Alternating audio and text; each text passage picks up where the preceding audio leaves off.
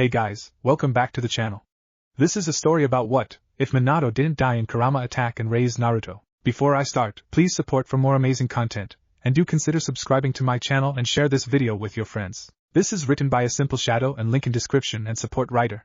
Let's start the video. Night of the Kyuubi attack. Minato stared at his wife, one claw from the Kyuubi going right through her stomach. She looked at him and smiled. I'm sorry Minato, but our son needs you in his life, she says, tears streaming down both of their faces. They had both jumped in front of the claw ready to sacrifice themselves to protect their newborn child. At least they both were supposed to. However, at the last second Kushina created one last chakra chain to collide with Minato, barely avoiding the claw going through him as well. He stared at her. Kushina, please don't leave us, it's not supposed to be this way, he needs us both in his life, we're both supposed to be there for him, not just me. He'll have you and that's good enough, I love you both, protect our son from the man that did this, teach him everything he'll need to know, and be a great father. Minato, I love you, both. Now I'm going to seal half of it in you and the other half in Naruto, he will need its power, you both will, to defeat the man who did this. She proceeded to do the seals to summon the Shinigami. Its hand reached into her and into the Kyuubi, it then sealed half of it in Minato, and the other half in Naruto. Minato fell to the ground on his hands and knees, gasping as the pain in his stomach unbearable. He looked at Kushina, who was on the ground now. She looked at him, and smiled. Take care of him, make sure he eats healthy, watch out while he's around Ero, Jiraiya-sensei and Lady Tsunade, don't let him pick up their habits, and Minato, I love you. Minato looked up at her. I love you too, Kushina. We will defeat him when he returns and our son will become a great ninja. The Shinigami then took her soul and the pain in his stomach subsided. There was barely any strength left in him, but he needed to see his son. He crawled to Naruto. My son, you will be great. Then the world went black. The barrier dropped and Hiruzen ran forward in his battle gear. Oh Kami, Kushina, no. He ran to her but knew she was gone. He then ran to Minato, and with relief found a pulse. Medics, now we are not losing him too. He screamed, causing Naruto to wake up and begin crying. Hiruzen walked over to the newborn child and picked him up, gently rocking him back and forth. There, little one, you'll be okay, everything will be okay. The medics appeared and quickly did a scan of Minato and Naruto. Both are alright. Minato is just suffering from chakra exhaustion, he'll wake up in the morning tired but okay. And Sarutobi-sama, they both have the 8 trigram seal, they're both the jinchuriki of the Kyuubi. 2 of the medics then picked up Minato on a stretcher and shunched him to the hospital with Hiruzen in tow carrying Naruto. The next morning, Minato awoke with a start. Kushina. He screamed, praying to Kami that it was all a dream. He looked around and saw he was in the hospital and saw Naruto waking up next to him. The Umbu burst into the room. Hokage-sama, is everything okay? Yes, I'm fine now, I was just hoping that I woke up from a nightmare. We are sorry for your loss, Hokage-sama, if you need anything we will be outside the door. Thank you, Bear. Please inform Hiruzen Dano that I have woken up, I know he will want to speak with me. Hi, Hokage-sama. Minato then raised his hospital gown to inspect the new seal on his stomach. Everything seemed to be perfect. He then inspected Naruto's and found the same results. Kushina, I miss you already, you did a fantastic job. The aged Sarutobi walked in, his face tired and drained. Minato, what happened? Minato then told him everything of the masked man, of him summoning and controlling the Kyuubi, of their fight, and finally of Kushina's sacrifice and his son's new status as jinchurikis. Jiraiya and Tsunade are on their way back. I informed them after I brought Naruto here. They were close and should be here tomorrow at latest. Until then you need rest. No, I need to talk to my people and inform them of what occurred and show that I am healthy. Hopefully my status as a jinchuriki will deter them from hating me or my son. Hiruzen sighed and looked at Minato, and saw the determination and strength return back to him. Fine, would you like me to send some Umbu to retrieve your clothes and some for Naruto as well? Yes, and Hiruzen, I'm sorry about Biwako, she was an amazing medic. The previous Hokage turned to look out the window while tears began to fall down his face. I need to tell Asuma still. The Umbu arrived with the clothing and food for all 3 of them. After they ate and got ready, Minato picked up Naruto and teleported to Hokage Tower, where a crowd was already formed wanting to know what happened to the Kyuubi and their Hokage. Minato appeared in front of the building. The crowd gasped slightly at the sight of his son. Last night we suffered many losses. I myself lost my wife Kushina Uzumaki. His voice was amplified so everyone could hear him. More and more people joined the crowd to the point where majority of the village was in the area. A murmur spread across the crowd as no one even knew the Hokage had even been dating someone, let alone married and had a child. She sacrificed herself to seal the Kyuubi away in me and my son. We are jinchuriki, but we are not controlled by the demon as many as you believe. Kushina was the previous jinchuriki, and I know many of you were close friends with her. I love this village and its people, but I will not stand for anyone disrespecting my son because they get the foolish thought that he is the Kyuubi. Repairs will begin immediately, but for now the danger to this village is gone. There was much talk around the village after that. Their Hokage was the container of the Kyuubi, but he seemed the same. Perhaps there was nothing to fear and he wasn't controlled by the demon. Not only that, but he had a son who will surely be powerful and continue to protect this village as a ninja and be as great a shinobi as his parents. But there was also news that those who saw the Kyuubi claimed its eyes were red with 3 tomo. Once Minato heard of this, he immediately summoned Fugaku to the tower. Hokage-sama, you wish to speak with me? The elder Uchiha said with a slight warmth. Fugaku, you know there's no reason to address me as such. Minato is just fine. And as to why I summoned you here, I presume you've heard the rumors spreading about the Kyuubi? Yes, I have, and they are disheartening. There is much distrust towards the Uchiha lately. It was an Uchiha who controlled the Kyuubi, Fugaku. But there's only one Uchiha who can do that. But that's not possible, he's dead. If anyone could cheat death this long, it's him. There's no one strong enough to control it or with the knowledge to be able to plan out the full attack. He's done it before, it wouldn't be hard to do it again. Madara Uchiha is back. Minato, I'm sorry, this man is from my clan and… Please Fugaku, this man does not represent the Uchiha. One evil person does not represent everyone as a whole. Minato, thank you. I almost forgot. Mikoto and I would like you to stay at the Uchiha compound. We will help with raising young Naruto while you run this village, and I know it must be hard to be home. I haven't stepped foot in the house yet. I haven't been able to yet, and yes, I accept your offer. Thank you, my friend. Chapter 2, Graduation Day. Naruto-kun, come on, get up, you're going to be late. Minato yelled at his son, who was currently dead asleep upstairs in the Namikaze estate. Minato had requested that he receive a house, not a full compound, seeing as it was just him and Kushina at the time. The house was huge, to say the least, 3 stories tall, with a sub-level that served as a training area. The first level served as the living, dining room, and guest area with 4 master-sized bedrooms for any guests. The second level held 4 additional bedrooms meant for the owner and their family, 2 of them occupied by Minato and Naruto. The rooms were huge and had privacy and protection seals to make sure no one uninvited could sneak in.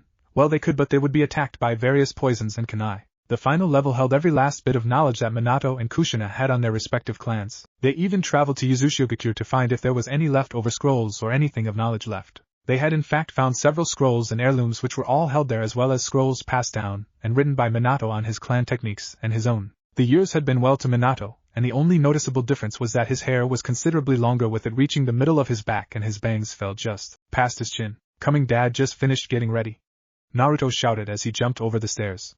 He wore a black shirt that served as armor due to various seals hidden on it. His shinobi pants were a dark gray with several pockets with the same seals as his shirt. Over this he wore a black cloak with an orange flame pattern across the bottom. As much as his father tried, Naruto refused to not have any orange on his attire, since it was, according to him, the best color possible. On his right hand he wore a gold ring with an orange stone set in place.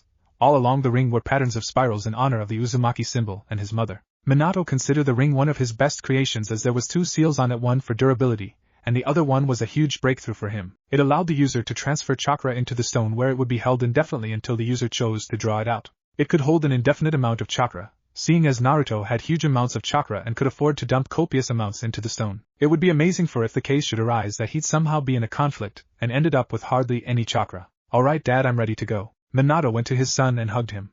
He realized he hardly needed to bend down any, as his son had gone through a growth spurt, going from 4 feet 5 inches to an even 5 feet, putting him at one of the tallest in his class. Your mother would have been proud of you, Naruto. Now let's head out and get your headband. I'm so proud of you. They walked out the door. Other side of town. Sasuke-kun, enough training, you don't want to be late or be sweaty and dirty for your graduation. Mikoto yelled at her son, who was currently training with his older brother Itachi. Yes, Sasuke-kun, we need to leave soon. We have to meet with Hokage-sama and Naruto-kun. Good, let get there soon. Want to have enough time to get in a spar with the dobe, Sasuke said with a slight grin. Itachi just rolled his eyes. Ever since they were young, his brother and surrogate brother had a strong rivalry, but it had advanced their strengths and gave them a huge drive to constantly train, resulting in both being easily the strongest in their class. Itachi and Sasuke then shined to the Namikaze estate, meeting Minato and Naruto right as they walked out. Itachi-kun, I've told you before, contrary to what the elders believe, I don't need a bodyguard. After the Kyuubi incident, and once Minato moved back to the Namikaze estate after spending 3 years at the Uchiha compound, the council deemed it necessary that Minato was to have a bodyguard with him at all times on top of the Anbu patrol.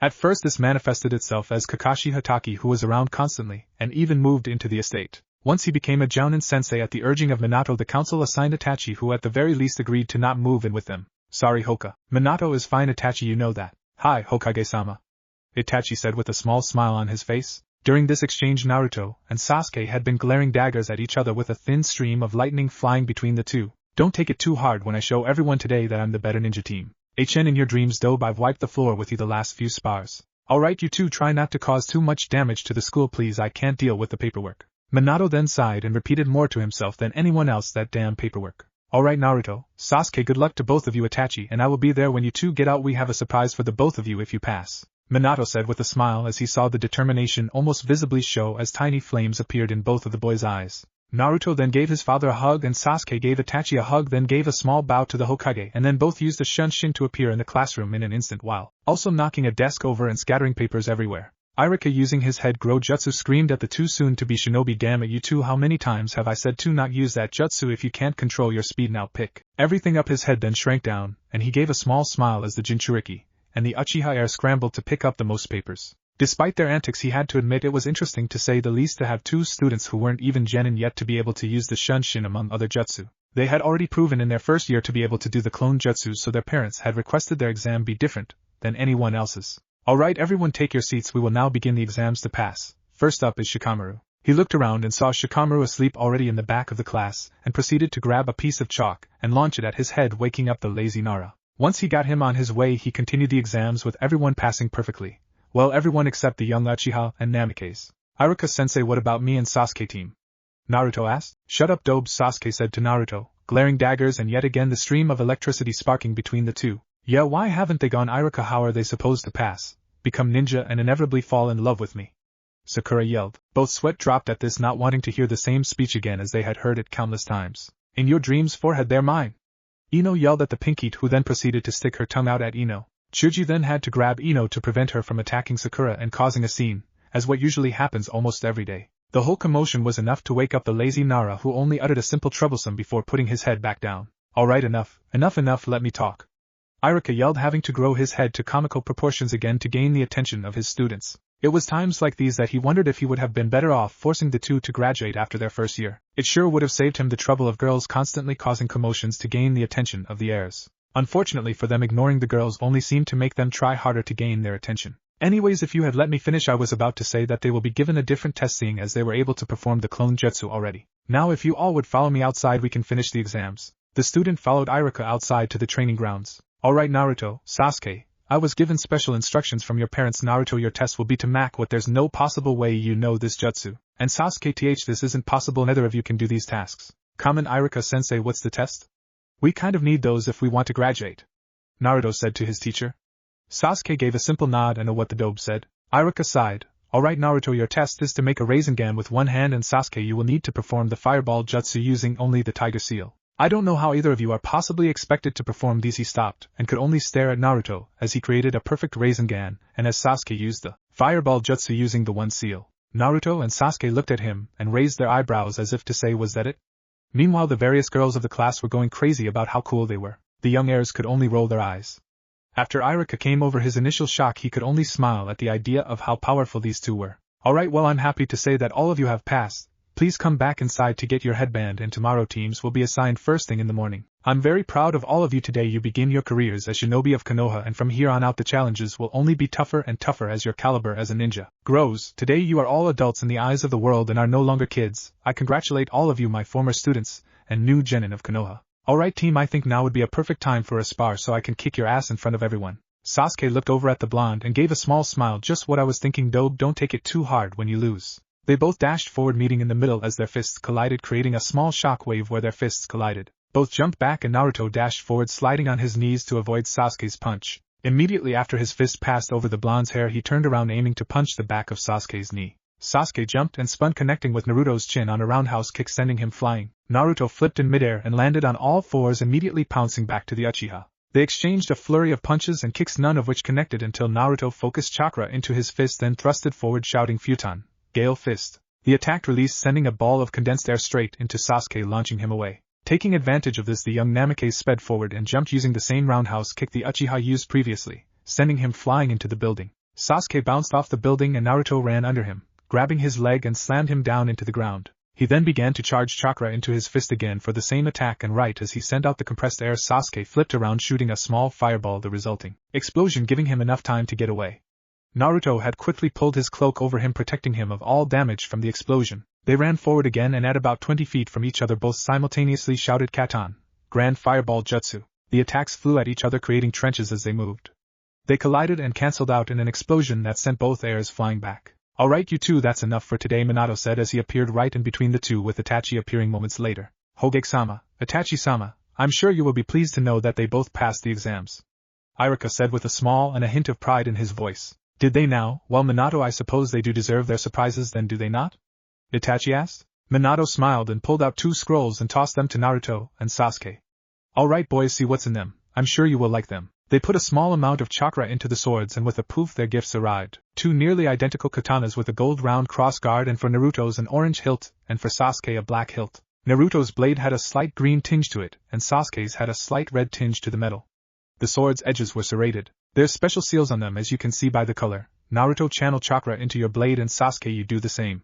Minato said to the new genin. They did as they were told and Sasuke's blade immediately lit aflame and Naruto's gained a slight blue haze around it that also lengthened the blade considerably. Naruto yours channels wind chakra regardless if you change your chakra nature and Sasuke yours does the same with fire. This feature can be turned off if you quickly put 2 bursts of chakra into the blade and can be turned on the same way. The scabbards for the blades attached to your back with a special seal on them. All you have to do is put it on your back and it'll stay. Only you two can use your blades as I've put seals on them that prevent anyone else from using them. If someone were to weld the blade would first send a jolt of electricity, and then become dull. Thank you Dad, thank you Itachi Nizan, Naruto said. Sasuke looked at his older brother and his Hokage and gave similar thanks, truly appreciating the swords and the work that must have gone into crafting them. Alright, how does barbecue sound to you guys? Minato asked them. All 3 agreed and they headed over to the nearest spot to celebrate. The next day. Alright everyone settle down, I know you're all excited to see your teams now. Team 1 will consist of. Iruka went through the list of teams to reach Team 7. Alright, Team 7 will be Naruto Namikaze, Sasuke Uchiha, and both Sakura and Ino could be seen at this point crossing their fingers and saying prayers to Kami to be on that team, and Sakura Haruno. Yes, a team with both of them take that. I know pig love always wins. Sakura and Ino then proceeded to toss insults back and forth while Naruto and Sasuke dropped their heads on the desk with an audible thud. Of all people we got stuck with the fangirl, of course, she better not hold me back, I'm not babysitting her while we're on missions. Sasuke said, could be worse team, she is smart so she has that going for her. As far as everything else though, well she's book smart I should say. Naruto said with a forced cheerfulness as he attempted to find a silver lining with the pinky being the third member. Alright, Team 8 will consist of Kiba Inuzuka, Shino Aburame, and Hinata Hyuga. The 3 new team members all looked at each other and gave a smile indicating they were, with the exception of one blue-haired girl, happy with the overall team. And Team 10 will be Chuji Akimichi, Shikamaru Nara, and Ino Yamanaka. At this the blonde-haired girl dropped her head complaining about the team while thinking that she couldn't believe her parents were forcing them into the Ino Shiketsu tradition. Troublesome woman was all the lazy Nara had to say. Alright everyone get with your teams, your Jounin senseis should be here any time now. One by one their senseis came and went until only Team 7 was left, 2 hours after everyone else had already gone. Naruto and Sasuke, who figured out already that their sensei had to be Kakashi as no other Jounin would dare be this late, just sat and worked on chakra control exercises while Sakura switched between complaining about their sensei being late and trying to get either boy to go on a date with her. Finally after 2.5 hours Kakashi arrived. You're late, Sakura yelled, much to the annoyance of Sasuke and discomfort of Naruto. Well, a black cat crossed my path so I had to take the long way around, Kakashi said with his trademark eye smile. Your excuses are getting worse, Kakashi Nizan, you know that right? Naruto told his and his father's former roommate and bodyguard. What was that, Naruto? Kakashi asked, making his voice as sincere as possible, to which Naruto could only sweat drop. Alright team, meet me on the roof. And with that the Cyclops vanished in a poof of smoke. The 3 genin quickly followed with Naruto and Sasuke leaving with a Shunshin, leaving Sakura behind to walk up the roof by herself. Finally, we've been waiting for you, Sakura, Naruto said with a flat voice. While he didn't hate her like Sasuke seemed to, he also didn't like her, and saw her as a liability for upcoming missions. I'll have to ask her to do one-on-one training with me afterwards, hopefully a few weeks of that should at least improve her skills enough, Naruto thought. Alright, now that we're all here, how about you tell me something about yourselves? What are your likes, dislikes, goals, things like that? Kakashi said. Why don't you go first so we know what you mean? The pinkied asked her new sensei. At this question all 3 of the men rolled their eyes. What's there to know? The question is self-explanatory. Oh well, I guess I have to humor her. Maybe I would have been better off watching Minato-sensei constantly. Alright, well I'm Kakashi Hatake. I like many things. As for my dislikes, well I don't want to tell you those, and as for my goal, well that's private, Kakashi said, giving an eye smile while all 3 of his students' sweat dropped. Alright, Pinky, you go first. She glared at him first and said, I'm Sakura Haruno. I like, well, the people I like. She then glanced over to her left and right looking at her 2 teammates, then blushed. I dislike Inopig and my goals. She then looked again at the 2 boys who only rolled their eyes. Alrighty then, Naruto, why don't you go next? There's really no point, Kakashi Nizan, you and Sasuke already know about me. Kakashi just sighed and looked at his student. Just do the exercise, Naruto. Alright, my name is Naruto Namikaze. I like ramen, training, and beating Sasuke team at Sparring. I dislike when Toussaint doesn't let me eat ramen for breakfast or when Erosenin is being a pervert. As for my goal, I want to become strong to protect the people I care about and become the greatest Hokage, even better than Toussaint. Sasuke, you can go now. I'm Sasuke Uchiha. I like when Nizan and Toussaint train me and teach me new jutsu. I dislike the dobe. And my goal is to become stronger than Nizan and Toussaint and become clan head. Alright, well those two I don't have to worry about, I already know they're strong, but Sakura on the other hand, he then glanced up at her, and saw her already attempting to get either boy to go on a date with her. Yeah, that's going to be fun, she's smart, but as far as everything else, she needs some serious training, and I highly doubt that she even knows why she wants to be a shinobi. Alright team, well that was fun. Tomorrow meet me at training ground 3 at 5 in the morning and don't eat breakfast otherwise you'll throw up, Kakashi said with a hint of malice. Alright, see you then, he said cheerfully, then disappeared in a cloud of smoke. Naruto looked at Sakura and saw that there was a hint of fear after what Kakashi said. You know he's lying, right? What? How do you know? He's a ninja, and not just any ninja, he's a former umbu. They're trained in deceit. He's obviously lying so that we show up tomorrow half-starved and weak. Oh, and he's at the very least 3 hours late to anything, so show up a few minutes before 8. Sakura, if you want to join us, me and team are going to train with the Tachinis and with our swords. You can train with your kunai. He's inviting to go with him. But it's to train, I don't want them to see me sweaty and dirty though. I'll just go and watch. If that's all you're going to do, then don't come, Sasuke said, already walking away. Alright fine, I suppose I could train.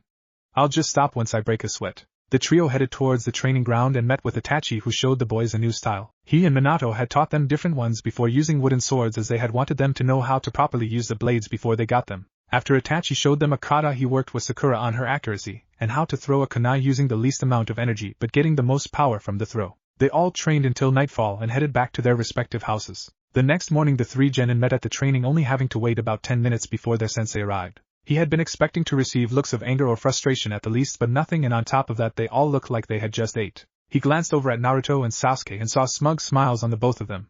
You know, you two could at least let me have some fun, he said, slightly disheartened at the fact that they ruined what he considered fun. No can do, Nizen, what's usually fun for you isn't fun for me. Actually, it usually ends in me being injured, you jerk. Huh, sorry Naruto, did you say something? He then smiled as the blonde grumbled to himself, and was visibly annoyed. Well, at least that still gets a rise out of the kid. Anyways team, your mission is to collect these 2 bells. He held them up and they chimed slightly with the wind. Only 2 of you will pass, the other will be sent back to the academy to redo the full 4th year. You can't do that to us, that has to be illegal. I can, and I will do it, you all are now my students. Well, at least 2 of you will be, and what I says goes, I am your Jounin commander. Now you have till noon to get the bells and begin, Kakashi said in a cold and serious voice, sounding angry and harsh. He smiled to himself though when everyone dashed away once he said begin. Well, at least they're smart enough to do that. However, Naruto and Sasuke will figure out soon that this is really about teamwork. Naruto dashed away, but he kept sight of where Sasuke and Sakura went. 3-man cells don't exist, only 4, 3 genin and a jounin. There's no way he can send one of us back. No, he'd have to send all of us back, so why did he tell us only 2 would pass? Wait, we have to take them from him. There's no way a genin can take on Kakashi. Hell, I can't even do that by myself. Me and Sasuke maybe, but we're not average genin, so that would mean that's IT. He used the scare tactic to get us to separate and build distrust between us. One person can't do this alone. The actual exercise is about teamwork. We would put ourselves aside and worry about a team as a whole. That's what this exercise is about. Crap, I need to find Sasuke and Sakura, otherwise we won't have any chance of passing, and I'm not going back to school for a year. After searching for a bit, he finally found Sasuke, and after that it wasn't too hard to find Sakura. He informed them of what the exercise is actually about, then they proceeded to make a plan. It's already been half an hour and I haven't any of them. I'd like to read my book, but that's not going to be possible with Naruto and Sasuke here. He heard a rustle in the bushes and Naruto walked out. You know, while you may be good, you're not strong enough to take me one by yourself. I'm never by myself, Kakashi, you know that. His hands went into a familiar cross shape and he shouted Shadow Clone Jutsu. 2 copies of him appeared and all 3 unsheathed their swords. One of the Narutos slashed horizontally across, shouting Futon. Wind slash. A large wave of wind with the cutting power of the blade flew at Kakashi, who then jumped in the air. You're going to have to do better than that, Naruto. One of the clones had been condensing the air underneath his feet, and once Kakashi was at his peak the clone jumped Futon. Compression jumped, the air pressure released as the clone jumped, launching it into the air. Right when he was slightly below Kakashi, the clone performed the same attack, timing it so that Kakashi would fall into the deadly crescent of wind. It appeared that the attack hit, severing his knees from his body, but as he hit the floor a poof of smoke appeared at the spot, and when it cleared a severed log laid in his place. That was good, but he's working by himself still. I'd have thought for sure they figured it out. Just at that moment he heard the distinct sound of a blade being drawn, and he flew out of the tree that was serving as his hiding, a large wave of fire chasing after him. The Jounin landed on the ground with Naruto in front of him, and Sasuke behind him. Dobe now! Naruto and Sasuke charged at Kakashi holding their blades behind them. Futon, severing tornado, Naruto shouted as he jumped and spun in a circle, landing with his sword point forward. A large tornado appeared and flew forward, destroying the ground as it moved forward. The same Naruto did this. Sasuke jumped and slashed downward, shouting Katon. Tremor explosion as his blade hit the ground. A red crack appeared, moving fast towards Kakashi. He raised the blade, shouting release, creating an explosion that connected with the tornado, causing an even larger explosion, destroying the area Kakashi had been occupying. At the last moment he had shined into the tree. He smiled to himself as that certainly counted as teamwork. He then felt a kunai against his head. Got you, Kakashi-sensei, you shouldn't have let your guard down, Sakura said, a large smile appearing on her face. Kakashi smiled and shunshined to the middle of the field. Sakura jumped down and the boys stood by on guard still. You all pass. The point of the exercise, as you've figured out, was to work together. In this shinobi world, those who break the rules are scum, but those who abandon their comrades are worse than scum. This exercise was to make sure you all could put yourselves aside and worry about the team as a whole. I'm proud of the three of you. We are now officially Team 7. Congratulations. Chapter 3. You know, when we became genin, I thought we'd be going on exciting missions, saving lives, kicking bandits' asses, not chasing after this damn cat twice a day for the 10th day in a row. Naruto screamed as he, Sasuke, and Sakura were currently chasing after the bane of all genin teams, Tora the cat. Come here, you stupid cat, Naruto shouted as he leaped forward, arms outstretched in a vain attempt to catch the cat as Tora just gained a burst of speed, just barely running away from being captured. The young Namikaze coughed and sputtered, grumbling under his breath, as he got a face full of dirty from crashing into the ground instead of catching the cat. Your father is the fastest shinobi alive. You'd think that his son would have inherited that speed, Sasuke shouted at Naruto as he ran forward, continuing the chase with Tora. Stupid team, stupid cat, stupid lady who loves that damn cat too much. Alright, team wants to see speed, fine. Naruto then stood up and closed his eyes as he concentrated and focused chakra, sending it to all his limbs. He opened his eyes and then he was gone. He appeared several yards in front of Sasuke, stopping just inches away from crashing into a tree, with Tora in his arms. He had been working on that technique, a slightly more advanced form of the Shunshin, by pumping more chakra into his body, giving him double the speed of a usual Shunshin, but also less control than he already had, as it gave him awful tunnel vision to the point where he couldn't distinctly see what was in front of him. So up until this try, it ended with him crashing into a tree, going through a fuse several times. Was that fast enough, team? HN was the Uchiha's only response. He was about to say something else, but Sakura had caught up to them, and immediately ran right to Naruto's side. That was so cool, Naruto-kun, you looked just like the Hokage running that fast, that was great. Yeah, thanks, Sakura, Naruto said as he attempted to slowly scooch away from his rather affectionate teammate. Luckily for him, their sensei arrived as his team had completed their last mission of the day, and it was time to turn all of them in and receive their pay. And he had a special surprise for the three genin who had been completing nothing but D ranks, several a day at that, for close to 3 weeks now. Naruto, be careful with that technique, you were inches away from going headfirst through that tree. Yeah, I know, sensei, I'm still working on it. The four of them walked back to the center of the village, giving Tora back to the fire daimyo's wife on their way to the mission return center next to Hokage Tower. After they turned in all the missions they had completed that day and then received their pay, Kakashi turned to his team with a nice smile on his face, and said, alright team, I have a little surprise for you all. As of today, we've done enough D ranks to be allowed to complete a C rank. We have an escort mission, and we are leaving tomorrow morning. I finally get to test my skills against someone, Naruto shouted enthusiastically while jumping in the air. Ah, Naruto, it's a C rank escort, so hopefully we won't encounter anyone. It should be straightforward. We accompany our client to the land of waves and watch him as he finishes building a bridge, then we come back. Simple. At this, Naruto, Sasuke, and even Sakura actually looked disappointed, though she looked less than the boys did. Alright team, we're leaving at 6 in the morning, go home, let your families now and pack, I'll see you all tomorrow. And with a smile and a wave, Kakashi was gone in a puff of smoke. Naruto-kun, do you want to go? Sorry Sakura, I have to go train and a pack. Oh Sasuke-kun, do you want to go out to eat right now? She turned and saw that Sasuke was already gone. She then looked back at Naruto with an almost pleading look in her eyes. Great, I guess I have to go with her. Stupid team could have at least told her no or give a reason as to why he couldn't. I can't just walk off now, after that she'd probably be crushed.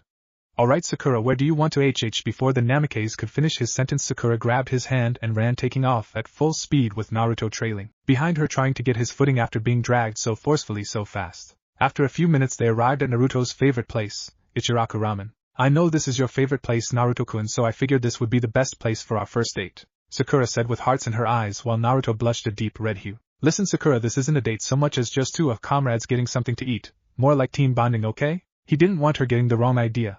While he did think that she was cute, she was still a fangirl and still a weak link in their chain, not someone that he wanted to date, or consider dating at the moment. Oh, alright Naruto, just continue to play hard to get, I'll get you on a real date with me one of these days, she said with a smile. Naruto smiled back at her. After that they ordered and ate their meal, doing rather little talking as Sakura just enjoyed his company while Naruto wasn't too sure what to talk about. Once they finished eating, Naruto paid for the food and told Sakura goodbye. It was already late at night when he got home, the lights on showing that Minato was already home as well. Tusan, I'm home. Minato teleported down to the first story of their house, right in front of Naruto, who had a huge smile on his face as he knew his dad has given them their mission. Thank you for the mission, Tusan, but Kakashi-sensei told me that we probably won't get to fight at all. What have I told you, Naruto? Don't actively go out seeking violence, and enjoy the peace. Fighting and violence and hate should never be sought after.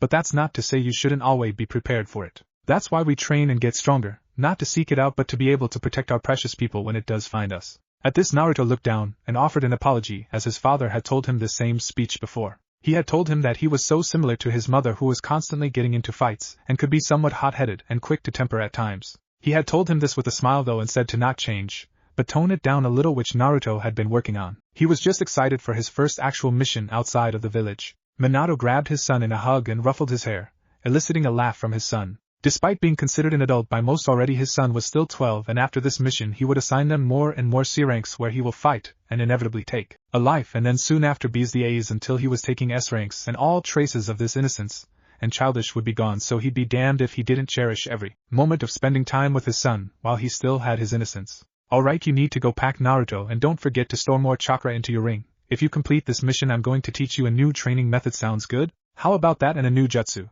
No. Naruto fell on his face at this response. Once he picked himself back up he glared at his father. Why not? Because with this new technique you'll be able to learn everything much faster than you were before, so this alone is enough reward. You can't teach it to me now? Please, Tusen, please? No, Minato said, then laughed as his son once again fell on his face. You have to complete your mission. This is your reward for completing it, not being assigned it. Naruto looked at his dad with a frown, then sighed as said he needed to pack. He ran up to his room while Minato teleported back to the training room where he was currently working on perfecting the Rasengan. After all these years he was still having difficulty combing the jutsu with the chakra nature, given he didn't get to work on it as often as he liked due to his duties as Hokage, and training his son taking up a good majority of his time. He created a Rasengan in his right hand, then put his left hand right over it and applied wind nature chakra to it. At first nothing, then he heard a slight humming sound and then small blades protruded out of the sphere. And then, like every attempt previous, the jutsu exploded and he landed on his back with tears in his clothing.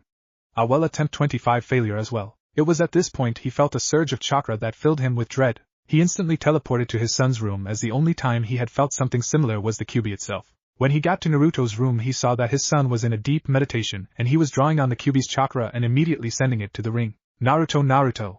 His son was still in meditation, but with the demonic chakra flowing around him it was too dangerous to touch him. Thankfully his son was only in this state for another minute before he opened his eyes to see his dad staring at him with a questioning look. I'm assuming you're wondering what I was doing? Yes, I was. If you were to draw on the chakra with the amount you've put in the ring you'd immediately lose control to the fox. So what exactly are you trying to accomplish? You said I should have chakra stored in here in case of an emergency. Well, if I'm in a fight that actually drains me then something is definitely wrong, so I've been working on a jutsu that will allow me to shoot rapid bursts of the chakra out of the ring. A final trump card that packs one hell of a punch similar to Bijudama, but on a much smaller scale that also shoots much faster. His father thought about this technique. If his son were weakened from chakra exhaustion then it would be safe to assume that an enemy, rather than killing him with a jutsu, would get up close and use a ninja tool to finish the job.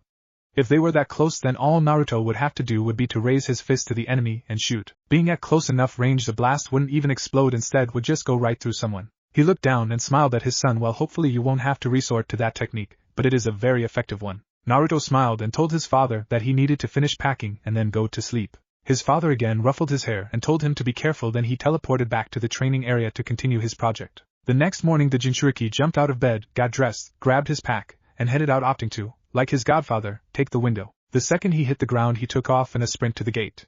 Kakashi was already there, being early for once, and soon the other members of their team arrived. After about 10 minutes after everyone arrived their client, their bridge builder, arrived. Alright team, this is our client Suna. You know, when I paid for an escort I was expecting actual ninja like you, not 3 children who are still wet behind their ears and their babysitter. As the man said all of this they could almost see the alcohol on his breath, as even a civilian standing far away could probably smell it while he talked. Kakashi, choosing to answer for his team as they all seemed rather angry and offended for being called children, said, I assure you Tazuna-san, my team is more than capable for this mission, and if anything should go wrong I am an elite, a jounin, so everything will be okay. Humph, right, well let's get going then, we're wasting daylight. The old bridge builder answered before he began to walk off out of the gates. The group followed after him and continued to walk. At his current pace they should arrive at the land before the sun set. The group continued walking with nothing occurring for a few hours until Naruto spotted a puddle in the middle of the path. It hasn't rained in days, there's no way that's natural, and I can sense a chakra signature. These guys are really bad, but Tu-san has told me before the fall of great ninja comes from being too arrogant. I shouldn't underestimate these guys. After thinking this, Naruto then tossed a sideways glance at Sasuke. They gave each other a subtle nod and continued walking past the puddle. Once they passed Sasuke and Naruto sent chakra to their ears to better hear, and after about 10 steps they heard something make a slight ripple on the water, and then heard the sound of a chain. Kakashi jumped in front of everyone. Protect the bridge builder. He charged at the demon brothers who managed to get their chain around the Jounin and pulled, splitting him in pieces. Naruto saw the log fall though, and knew Kakashi was testing them. Sakura, protect him. Naruto and Sasuke then drew their blades and charged at the brothers. What are you kids going to do? We just killed your sensei, you guys have no chance. The brothers ran at them with their claws, aiming to hit their hearts. Both boys stopped the attack with their swords and held the brothers at a standstill. Naruto swung up, throwing his opponent's arm upwards. Then charging chakra through his blade swung down, cutting right through the chain the brothers had connecting them. Naruto ducked as the brother slashed, and then he thrusted forward. The brother jumped back and to the side, but Naruto's blade was extended with wind chakra and so he caught the brother on the side, the wind blade sliding right through his flesh. Art, you're dead kid, you hear me? I'm going to cut your head right from your damn shoulders. Naruto looked at him and smiled, then he charged and jumped over the brother, creating a shadow clone in mid-air. They kicked off of each other, one in front and the other behind their opponent. I'd give up now if I were you, otherwise you're going to die. The brother charged at the Naruto in front of him, who he once again attempted to slash at, and was stopped by Naruto's blade. The brother looked behind him and saw the clone running at him. He jumped at the last second, avoiding the deadly swipe the clone had made. Seeing an opening, he ran at Sakura and the bridge builder. Naruto saw this and focused chakra to his entire body and ran forward, his sword held pointing forward at his side, with both hands. He didn't see as the sword ran his opponent through, as the speed blurred his vision. He only stopped when he felt warm liquid on his hand. The sudden stop caused the brother to jolt forward off Naruto's blade and face first on the ground. He dropped his sword and his whole body became shaky. He looked down and saw the blood covering his hands, then he looked forward and saw the life-giving liquid in a large pool around the now dead demon brother. His breathing came in short spurts, and he almost yelled when he felt a hand on his shoulder. He looked up and saw Kakashi looking down on him with a sadness in his eyes. It's okay, Naruto, it's okay. He would have killed Sakura and the bridge builder if you hadn't done that. We are shinobi and we must kill in our line of work, otherwise we will be killed. That being said, it should never come easily. We are not emotionless killing machines. Are you okay, Naruto? Yeah, I will be. He then looked around and saw two other Kakashis. One was Sasuke, who was standing over the other demon brother, who was covered in burn marks and cauterized blade slashes, probably giving Sasuke the same speech, and the other one was with Sakura and the bridge builder. Sasuke's eyes were wide and he was shaking as well. The trio regrouped, and the two extra Kakashi disappeared. Alright, Tazuna, those were B-rank missing me. Now tell me everything or me and my team leave you here right now. Tazuna then told them of Gato, and how he was destroying his home and the bridge was their only chance. Kakashi sighed and looked down at his team, their faces telling him everything he needed to know. Alright, Tazuna, let's go, we will continue to protect you. The group walked, and after a while a mist surrounded the group. After walking a few more miles they could see a lake in the distance, and a boat close by them. Tazuna boarded the boat and Kakashi told them all to stay hidden as Gato had guards keeping watch for shinobi everywhere. After a short boat ride they arrived to the other side of the lake and got out. Alright, we're not too far from my house. As he said that, Naruto threw a kunai into the bushes and a white rabbit came running out with its eyes wide open. What the hell are you doing? Do everyone get down! Kakashi yelled, grabbing Tazuna as he dropped to the floor as a huge cleaver-like blade flew overhead and embedded itself in the tree right next to them. A tall ninja wearing only black pants and striped leg and arm warmers landed on the giant cleaver-like sword. Kakashi Hatake of the Sharingan, I and his brats. I'm assuming you killed the demon brothers then.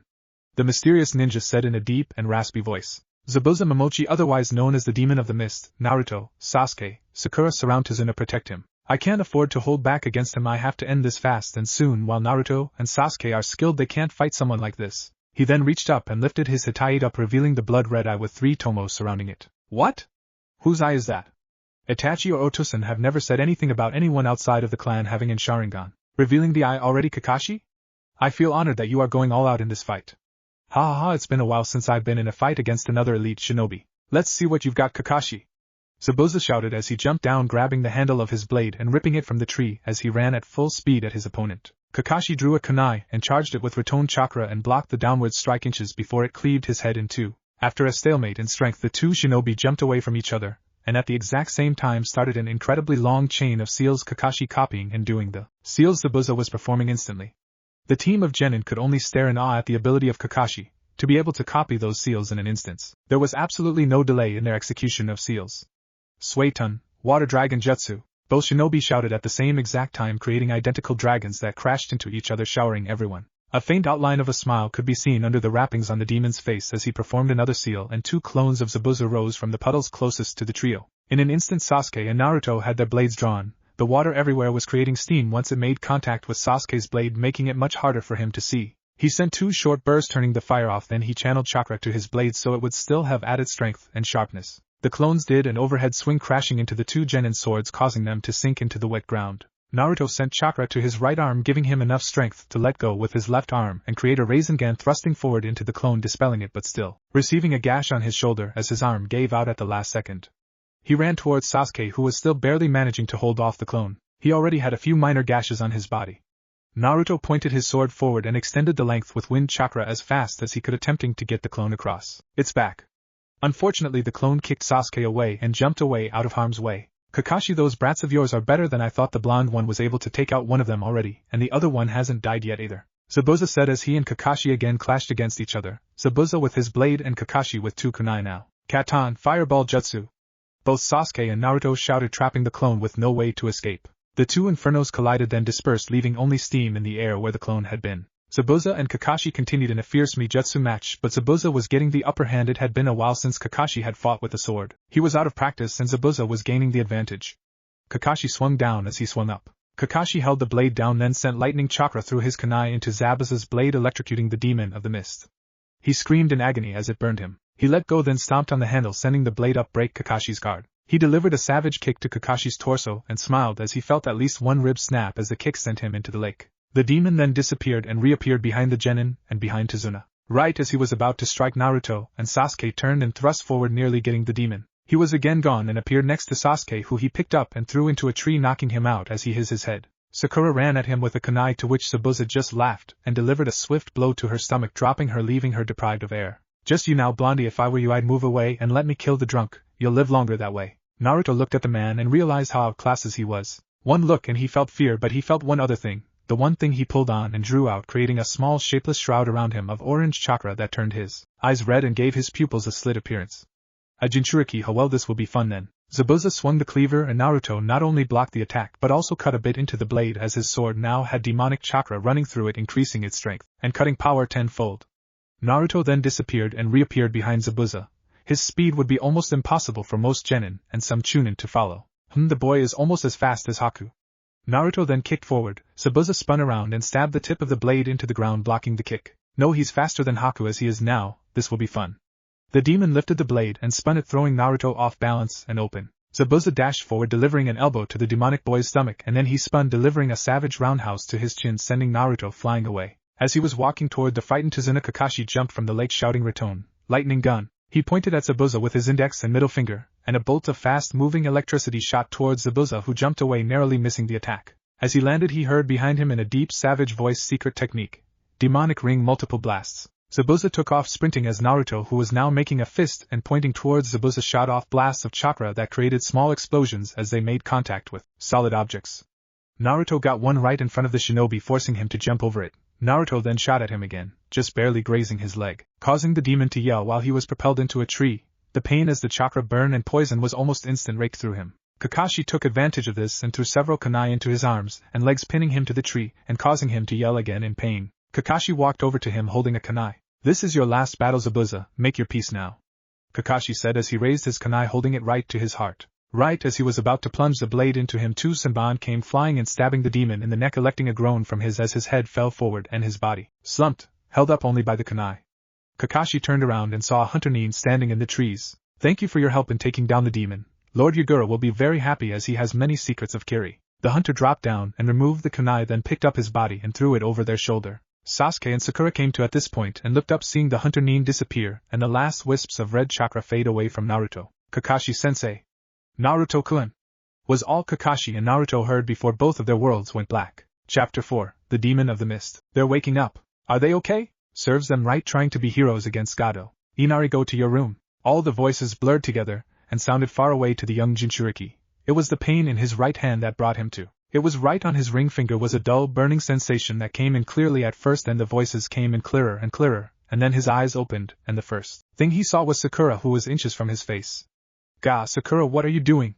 He felt his face turn red. "Just making sure you're okay, Naruto-kun. You and Kakashi-sensei scared us. Me and Sasuke-kun had to carry him back and Tazuna carried you." "Kakashi-sensei," Naruto said while sitting up and quickly scanned the room, finally landing on his sensei, who was still laying down but had his head turned so he could look at Naruto. "Kakashi-sensei, are you okay?" "Yeah, I'm fine, Naruto, just a little case of chakra exhaustion," he said with a nice smile. "TCH, he can't move. He woke up about 30 minutes before you and wasn't able to move at all," Sasuke said. "How long have we been out?" "Only a couple of hours, not too long." Sasuke said. Naruto took off his ring to inspect the burning there. The skin was still raw and red but not as bad as it must have been after he first used it. Have to have Toussaint look at that. This could be problematic later on if I continue to use it or use it too much in one go. He then channeled his regular chakra into the ring, and the burning went away and his finger healed almost instantly. The seals can't properly filter out Bijou chakra. Toussaint should be able to fix that, but I'm going to have to bear with it until we get back. Kakashi, you said you have chakra exhaustion, right? Yes, why? Naruto then channeled more chakra into the ring and made a fist pointing at Kakashi. Wisps of chakra were visible as they arced into the stone then flew out in a thin stream into Kakashi. Tell me when you have enough chakra, sensei. The seals on the ring also allowed chakra to be shared between Naruto and others so he could also replenish their chakra supplies if the need were to arise. After a few minutes Kakashi was able to sit up, then after about 5 he was able to stand and told Naruto to cut the flow. Even after all that Naruto hadn't even broken a sweat or looked tired at all. I'm much better, thank you, Naruto. Before Naruto could respond, Suna yelled from downstairs that breakfast was ready, making the team realize how hungry they all actually were. Tsunami, these are the ninja that I hired to save us. The adult is Kakashi, the pink one is Sakura, the one with black hair is Sasuke, and the blonde one is Naruto. Pleasure to meet you all, thank you for coming to our aid. As you know by now, Gato will destroy this place, and it will become just another source of money for that evil man, Tsunami said with a hint of sadness in her voice. Don't worry, Tsunami-san, we will defeat Gato and save this place, Naruto said with a smile that quickly fell from his face as a little boy came down from the stairs and shouted at them with tears in his eyes. You all are idiots, there's no such thing as a hero. Gato will kill you all, and then he will continue with his plans. You all should just leave before you die. Inari. Enough of that. Tazuna yelled at his grandson. Inari then ran up to his room and slammed the doors shut with a loud bang. I'm sorry about that. Inari's stepfather was killed in a public execution. He was considered a hero by the people of this land, and seeing him killed like that for trying to oppose Gato destroyed Inari and the people's hope. Many of them had given up until my father began to build the bridge, bringing everyone's hope back. But Inari, well, you've just seen how he is still, Tsunami said, tears threatening to fall down her face. We will defeat him, and with that bring back Inari's hope, I promise you that, Tsunami-san, Kakashi said, looking at the hopeful faces of his team. The team then ate their breakfast made by Tsunami, then went out into the woods to train. Kakashi needed to work on their teamwork somewhere and teach Sakura chakra control techniques, and hopefully some jutsu. Alright Naruto, Sasuke, I'm fairly sure you both know how to tree walk. Both boys nodded. Alright Sakura, I need to work on that with you. In the meantime, I want both of you to work on chakra control exercises. Your chakra control can never be too good, and I have a few jutsu I want to teach you. I have a 1000 after all, he said with a nice smile. The boys then went to work sticking as many leaves as possible to their bodies while running on water, as there was a small pond next to where they were training at. Kakashi then showed Sakura the tree walking exercise and told her how to accomplish it, and to his shock she made it up halfway on the first time. She has incredible chakra control, it shouldn't take too long for her to get this down. She'd be good with genjutsu, and any techniques that are within her capabilities should be learned rather fast. I wish I had chakra papers with me so I could start her off on her elemental training. I want to train the boys in another jutsu. I'll teach Naruto a wind jutsu and Sasuke another fire. Their collaborations are good, another one won't hurt. The copy ninja looked out at the boys running on water and Sakura running up the tree, steadily getting farther each time. He figured no better time than now to read his book, and he plopped down next to a tree and pulled his book out. After an hour he heard someone walking over to him and looked up, seeing Sakura. He then looked behind her and saw a slash across the very top of the tree. He called the boys over as well from their chakra exercises. Alright team, Zabuza isn't dead. There wasn't a look of shock on any of their faces. We figured that. Hunternin don't use Senban and they didn't strike the jugular or his spine. The fake Hunternin is his partner, Sasuke said. Yes, exactly, and it takes skill to throw Senban for precision like that. They could have very easily hit somewhere vital, and well, that would be the end of the demon. So Sakura, I'm going to work with you on your taijutsu, and Naruto, Sasuke, I'm going to teach you both new jutsu for a collaboration technique. Naruto, I'll teach you wind bullet, and Sasuke, I'll teach you fire bomb. Combined, that should create a very fast, very deadly firestorm. Kakashi then created 2 clones to go work with each genin. The main one went with Sakura as he felt she needed his attention the most. Alright Sakura, I'm going to block, and I want you to hit me dead center of the block with everything you have. I need to see how strong you are first. She nodded, then reared back and threw a punch forward, pushing Kakashi back by 5 feet, surprising the hell out of him. She's strong. If she keeps working at this, her strength will be quite devastating, not something anyone would want to be on the receiving end of. With this knowledge in mind, Kakashi began teaching her a new taijutsu style, as she only knew of the one taught at the academy. This style focused on fast and powerful punches that aimed at vital points on the body to disable and kill opponents. He wanted her to at least have the style first, and then work on her speed as her expertise grew. One of the clones took Naruto aside and showed him the jutsu first, then the seals. Alright Naruto, I want you to get to the point where you don't have to hit your stomach to launch the bullet. This will decrease the time it will take to launch the attack, and if you don't have to rely on that to propel the bullet, the strength of it should be better than if you did rely on hitting your stomach.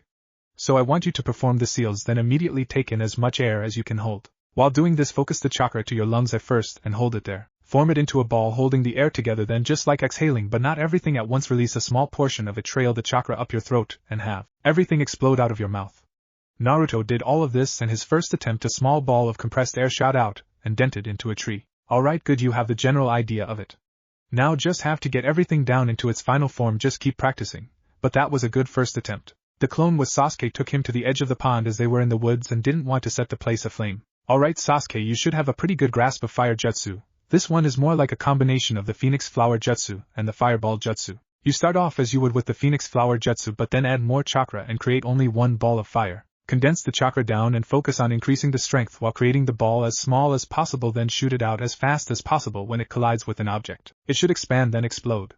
The more power, the larger the explosion. Kakashi then performed the technique shouting Katan, Fire Bomb Jutsu, launching the small ball into the water. Nothing happened at first, then all of the water around where the ball had landed shot up violently. Alright, now that you've seen it, you try. Sasuke did as he was told and shot out a larger ball into the water. The explosion was less than Kakashi's but still a decent size. Good, you have the general idea, just work on condensing it and shooting it faster. Naruto's wind bullet will be flying quite fast, so you won't have much time to combine them. The trio worked on their new techniques all day until night fell and it was time to go back to Tsunami's house. Each genin was making fast progress with their skills, but Tazuna went back to building the next day, meaning one of them would go with Kakashi to help keep watch while the other two stayed and trained. Alright, dinner is ready everyone, Tsunami said as the team walked into the house. 4 thank yous were heard as each member of the team gave one. Sakura, do you have any problems with keeping watch with me tomorrow? Kakashi asked. No sensei, that's fine, and I can still train some while we're watching. This mission had really put things in perspective for the girl, as she had been completely useless in both fights and had to rely on her two loves to rescue her. She knew they wouldn't love someone weak and so promised herself that she'd begin taking this seriously and train hard to get strong enough for one or both, preferably both, to fall in love. I'm going back out to train a little more, Kakashi-sensei, Naruto announced just as he finished his food. He then washed and put the plate away before leaving to go back into the woods where he would train until falling asleep out there. A girl, maybe a year or two older than Naruto, wearing a pink kimono that had designs of flowers on them, was walking around the woods. She was carrying a woven basket on her left arm that had been filled with various herbs, and by the looks of it she was still looking for others. That is, until she saw someone asleep in the grass. That's the boy who injured Zabuza-sama. Because of him he was suffering chakra poisoning. I almost lost him from that. If he had any less chakra the poison would have killed him. She then pulled out 2 senbon and put them between her fingers. As she was about to throw them, Naruto stirred and quick as lightning she hid the weapons and walked out in front of him. Naruto woke up to seeing a beautiful girl right in front of him. As he was just barely waking up and not thinking properly, he muttered angel, causing the girl to turn a shade of red. He opened his eyes and turned beet red at the realization of what he just said. He immediately shot up, causing the girl to stumble back slightly. Hello there, Naruto said with a hint of curiosity in his voice. I'm sorry for disturbing you. I was out here collecting herbs, and well, it's not all too often you see someone asleep out in the woods. Yeah, I kinda fell asleep out here after training. You're a shinobi? He looked around and saw the signs of destruction from him trying to perfect the drilling wind bullet.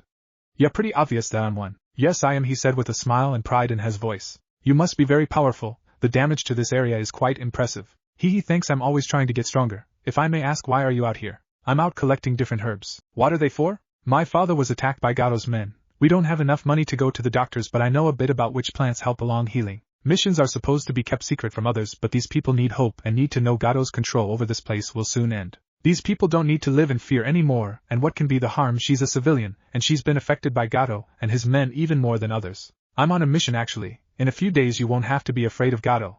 I'm here to protect the bridge builder. You're so young, taking on such a task can't be easy for you. I'm a shinobi. The second I earned my Hitaiite I became an adult. Age itself doesn't matter in this life. There's children who are stronger than my sensei, and taking on this mission will make me stronger as well. Why do you want to get stronger? Do you have someone precious in your life? Images flashed through his head of his friends and family. Yeah, I have a lot of people that are precious to me that I want to be able to protect one day. That's good. You find true strength when you fight for someone precious other than yourself. You push more and use everything that you have to protect them. Yeah, I believe that too. I don't believe I know your name? I'm Haku. Naruto. Well, Naruto, I enjoyed talking to you. I must be on my way though. My father is expecting me back soon. I'd like to talk to you again soon, Haku. Maybe tomorrow around the same time? Maybe, Naruto, I do hope so. And just so you know, I'm a boy. The blonde froze at this, then focused chakra to his nose. No, you're not. I thought I smelled something before, but now I know for sure it's coming from you. You're wearing a perfume, and actually there's a faint outline of bindings under your kimono, he said with a small grin as his new friend seemed taken aback by this. Well, you are observant. I say that because of Gato's men, right? Yes, because of them. The new friends parted ways and walked back to where they were expected. Where were you at, Dobe? Just training, team. You need to pick up the slack, otherwise my jutsu will overpower yours. He looked over at Naruto and saw he seemed to be distracted, and the grin he had on wasn't the same one he wore while he insulted Sasuke. HN was his response as Naruto walked away. The days passed by and each morning Naruto and Haku met with each other and talked, just about anything. He began to trust her more and told her bits and pieces of his life while she did the same, revealing that she and her father were refugees from Kiri to escape the war. They hadn't been fearful or held hate for bloodline users, and so they were forced to flee or be executed. He told her that his mother was killed shortly after he was born and of his rivalry with Sasuke and general life as a ninja. They talked about their interests and hopes and wants for the future, for Naruto to become Hokage and for Haku to finally find a peaceful life and protect anyone she would come to find precious. He didn't know when it had happened, but after a while he couldn't see her without blushing at first, and after that he realized she was the prettiest girl he'd ever seen. She soon began blushing almost every time they made eye contact. But the thought kept lingering in the back of her head, making it hurt when she looked at him. She knew she would have to fight him soon, but hopefully she could fight him before Zabuza got to him, at least that way he'd live. She was so angry with herself to let him slowly worm his way into her and become someone she cared for. The days soon came and went until it was their last meeting. Kakashi had told the team the night before to be prepared. Zabuza had enough time to heal and he'd be making his move soon. Haku knew they were attacking the next day and she was so tempted to tell him everything, but she steeled herself and held her tongue. They were so close to accomplishing Zabuza's, and as a byproduct her goal, to finally assassinate Yagura and take back control of Kiri. They needed the money from this job though, so they could get the last resources they needed. The ends justified the means, as Zabuza told her when she was required to kill Haku-chan. Naruto-kun, they both said at the same time. Go first, Naruto. Our mission should be over soon, so there's a possibility that I won't be able to see you, so this is it. Thank you, Haku-chan, for everything. Thank you as well, Naruto-kun. Maybe we will see each other soon. He went in to hug her, but at the last moment she put her hands on his face and pulled him in. Their lips met. His brain shut off for a few seconds, then after he realized what was happening he closed his eyes and kissed her back, their arms wrapping around each other in a tight embrace. For a moment nothing else existed for either of them. No missions, no Gato, no ninjas. Only them. And that's all that mattered for the time. Then it ended, their lips separating and their foreheads resting on each other's as they looked at each other, a deep caring and passion in their eyes. Thank you, Naruto-kun, she said. Then before he could say anything back she let go and walked away from the boy she fell in love with, tears threatening to fall down her face. He looked at her as she walked away and it clicked that he wouldn't be seeing her for a very long time. He can't exactly leave the village to come here whenever he wanted to. The first girl whose feelings for him he reciprocated, and he wouldn't see her again. He began to feel a dull ache in his chest while watching her walk away. He stayed there until he couldn't see her anymore. After a bit a small thin smile came across his face and he touched his lips. A bittersweet moment for him in every sense. He walked back to the house, the same smile still etched on his face. Something happened out there, Naruto? Kakashi asked, a smile underneath his mask. The last few days Naruto had come back smelling of lavender, and now he had that smile on his face, the same smile his father had whenever he would talk about or see Kushina. How you say something, Kakashi-sensei? Kakashi raised an eyebrow at his student and looked at him with a smile underneath his mask. We're on a mission, Naruto. You shouldn't be getting involved like this. Live and learn, I suppose. But he will have to learn the ways of a shinobi soon. Something like this can prove dangerous on missions. We have to be emotionless in certain situations. He didn't voice any of these thoughts though. He already knew Naruto would find this out once they left, and he would no longer see the girl. He was pretty sure that Naruto already knew this, but it would hit him in full force once they arrived home. Naruto, go get Sasuke and Sakura, they're out back training still. I need to talk to you all. Naruto went out and told them to come inside. Him and Sasuke had been working on their jutsu, although Naruto's was still stronger, as he had been working on it more and had more chakra to pump into it, but overall their collaboration technique was good and was quite powerful. Sakura had been working on her taijutsu, trying to make it stronger and stronger, which had come with some success. Her attacks were stronger than before, but she had a lot to work on. That being said, a direct hit in the right area would hurt a lot, and if a genin were to take one they'd most likely end up with a few broken bones. The trio gathered inside and their sensei looked at them. The previous joking manner he had now gone replaced with the deadly seriousness of a shinobi. Tomorrow will most likely be it. Tazuna doesn't need much longer to finish the bridge, and Zabuza will have had enough time to completely heal from everything, so you all need to be prepared and ready for another fight. This is a different battleground now. He knows our skills and he'll have his partner with him. We all need to be at 100%, so that's enough training for now. Make sure you have all your equipment, and we'll go over battle strategies. They agreed upon Naruto and Sasuke taking on Zabuza's partner, and Kakashi taking on Zabuza himself. Sakura would guard Tazuna. Naruto would only call upon the Kyuubi if it was absolutely necessary, and they prayed to Kami that the situation wouldn't arise. They spent the rest of the day going over different strategies for fighting, but it was hard since they had no idea what Zabuza's partner's abilities are. The next day, the group arrived at the bridge. An unnatural and thick, stifling mist hung around the entire area. This isn't normal. Team, get close and cover Tazuna. Hidden mist jutsu. A demonic raspy voice echoed throughout the entire area. The mist thickened to the point where it was almost impossible to see in front of them. Then two figures walked forward, the mist moving away from them, allowing the team and a frightened Suna to see them as they walked forward. Time for a rematch, Kakashi. Zabuza looked down at his partner. Go take care of the three genin. Zabuza and Kakashi dashed forward just as Haku dashed towards the trio guarding Suna. Zabuza's blade slashed through the air and Kakashi's kunai sparked to life. As they clashed, Zabuza increased the chakra in the jutsu, completing concealing himself again. Your eye will do you no good here, Kakashi. I don't need to see you to defeat you. You should worry about your brats. Haku will kill them. I've trained the perfect weapon. I wouldn't worry about them. Naruto and Sasuke together can handle themselves. They have been trained by some of the best in Konoha. While Zabuza and Kakashi clashed against each other, Haku had been throwing Senbon at Naruto, and Sasuke trying to separate them from Suna. The mist made it hard to see, but they could still hear the sound of the needles flying towards them, their blades blocking each Senbon before it hit Suna. The mist then cleared from them, giving perfect sight of Haku right as she yelled secret jutsu. 8,000 needles of death. Move! Naruto yelled. Sakura grabbed Suna and jumped one way while Naruto and Sasuke both jumped towards the fake Chunin, barely avoiding the needles as they ran towards her, attempting to strike the ninja down. Futon, crescent slash. Katon, crescent slash. The boys yelled at the same time, opting to try the new version of their justice. The waves now were only the length of their blades instead of the length of the slash itself, but they were more curved, increasing the speed and power of the attacks. The attacks hit the spot Haku had occupied, resulting in deep slashes on the area, but Haku had dodged the attack completely. I can't afford to take chances with you two. I'll have to use my trump card, Hayaton. Demonic ice mirrors. A dome of mirrors appeared around the boys, trapping them in. The fake Hunternin then walked into one of the mirrors and appeared on each one, not giving away her actual position. Hayaton. No, please no. That's a Kekii Genkai that was found in Kiri. Please don't let it be her. A refugee from Kiri with only her father. She knew how to apply medicinal herbs.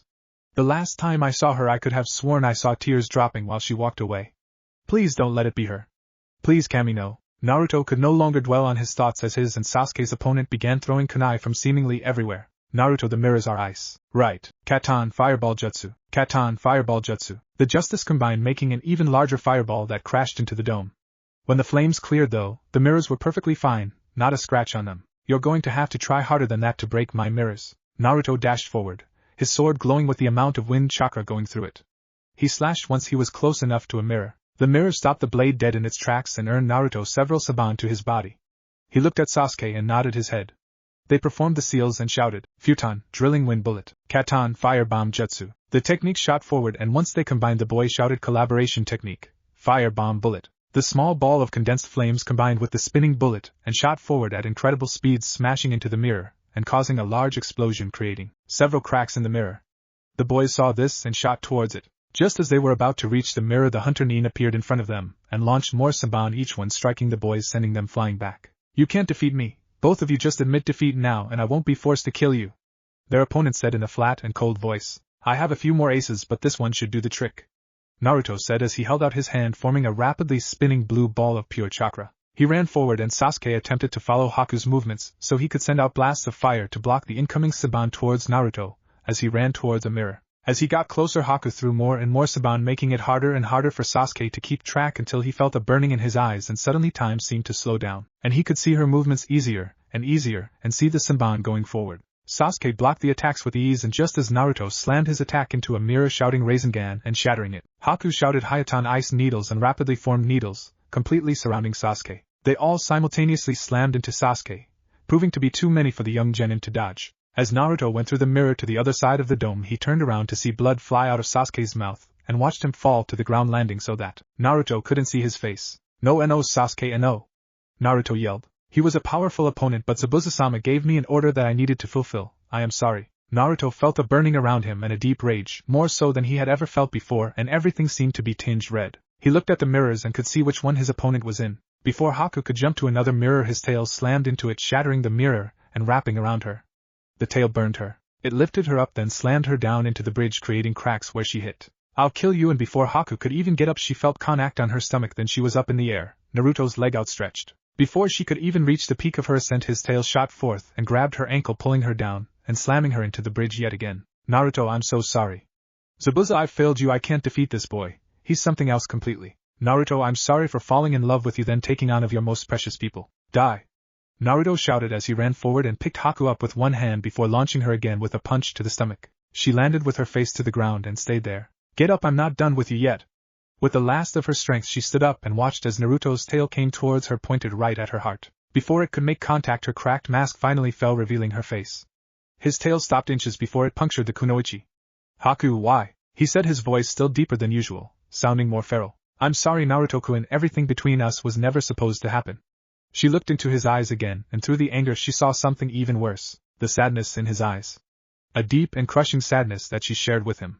"I'm sorry, Naruto-kun, our fight is over now. Zabuza-sama still needs me." She then ran forward and threw Saban at him to distract him, if only for a second. He felt the chakra though and dashed forward, seeing Kakashi's jutsu go forward and Haku appear in front of Zabuza. "No!" he yelled as he jumped in between them, grabbing Kakashi's arm, diverting him to the left, and pushing Haku to the right. Kakashi felt the burning in his arm and looked with shock at Naruto's cloak. Naruto's tail acted at the same time, wrapping around Zabuza's neck and lifting him slightly off the ground. His tail began to restrict around the demon's neck, but before he could finish him, a clapping echoed out as the mist cleared, revealing a very short man wearing a black suit and sunglasses despite the mist. "Good, kill him, it will save us the trouble of doing so," the man said as the mist cleared more and more, showing a small army of men behind him. Naruto dropped Zabuza, who fell to his knees while massaging his burning throat. "Well, Kakashi, it looks like we're on the same side now." He then looked to Naruto and pointed at Gato. "Hey kid, that's Gato, sick him," Zabuza said, a smile underneath the wrappings covering his mouth. At this, Naruto, who was being corrupted more by the QB every second that passed, dashed forward faster than anyone other than the ninja could follow. Before his army could process what happened, Naruto had Gato by the throat at the end of the bridge, the smell of burning flesh already seeping through the air. "Kid, don't do this, I could make you rich, I could give you everything you want. Anything you could ever want, just let me live," Gato pleaded as his throat burned. Naruto dropped him down. He smart kid, now once you kill those guys over there I'll give you anything. You know what I want?" "What, kid?" "Anything, and it's yours. Your death." Naruto then created a Rasengan and connected it with Gato's stomach and extended his cloak, stretching the arm out well over the sea as the ball tore away at Gato's stomach, ripping apart his innards and grinding his bones to dust. Once Gato's screams stopped, Naruto ended the jutsu, letting the destroyed body fall into the ocean. He then turned around and looked at the army, then dashed forward, 2 new Rasengan already formed. He slammed the Rasengan into multiple people and used his tail to impale others, going through several people at a time. Even if the initial stab didn't kill them, the burning did. He used his claws to slash the men down, hearing nothing but screams and flesh being torn from bone. Soon no one was left. Only Naruto stood among the destroyed remains of the men, gore covering the entire area and the stench of burned flesh in the air. He looked around and saw Sakura holding Sasuke, who was awake now, then his eyes moved to Haku, who looked at him with fear. The cloak faded and he dropped to his hands and knees and threw up, the impact of his actions hitting him. He stayed on his hands and knees until he heard footsteps walking towards him. He looked up at Kakashi, who had his arm outreached. Naruto grabbed his hand and Kakashi pulled him up.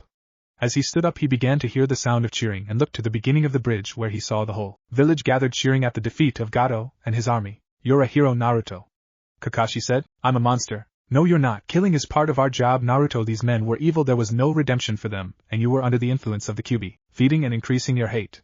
I'm sorry you had to use the cloak for the first time in an environment like this. You can't blame yourself, you've never used it before and couldn't have known how much influence it would put on you." "Thank you, sensei. What happens to them?"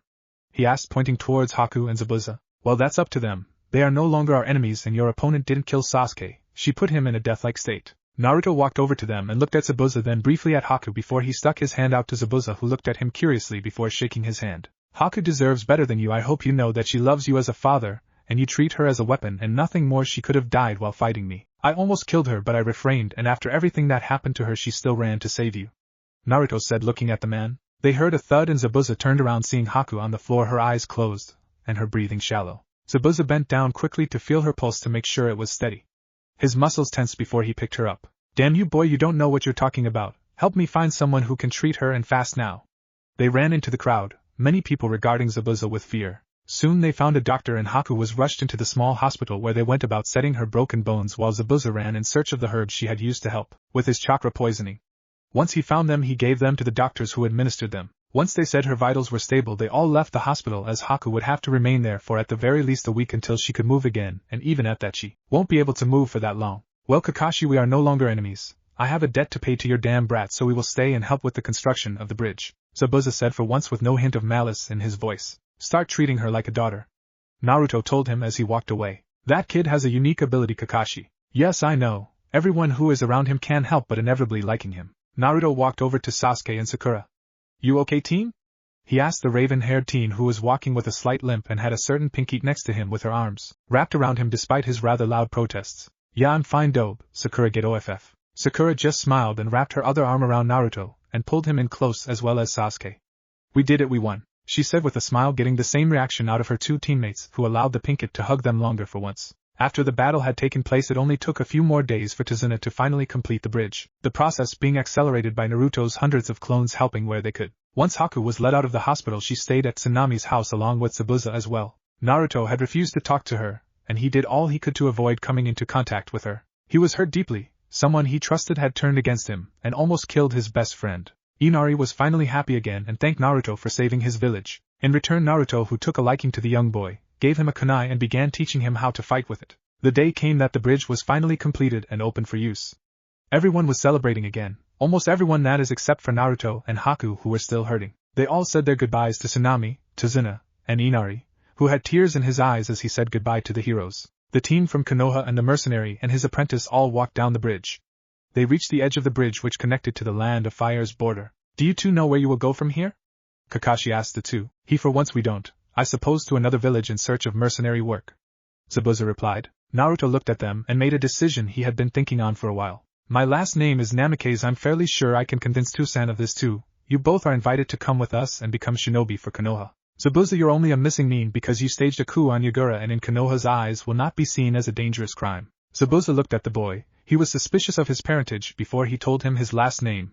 After all, the boy was almost a spitting image of the yellow flash. He looked down to Haku. Well, what do you say, Haku? It would be nice to not be on the run for once, Zabuza-sama. Haku-sensei is fine.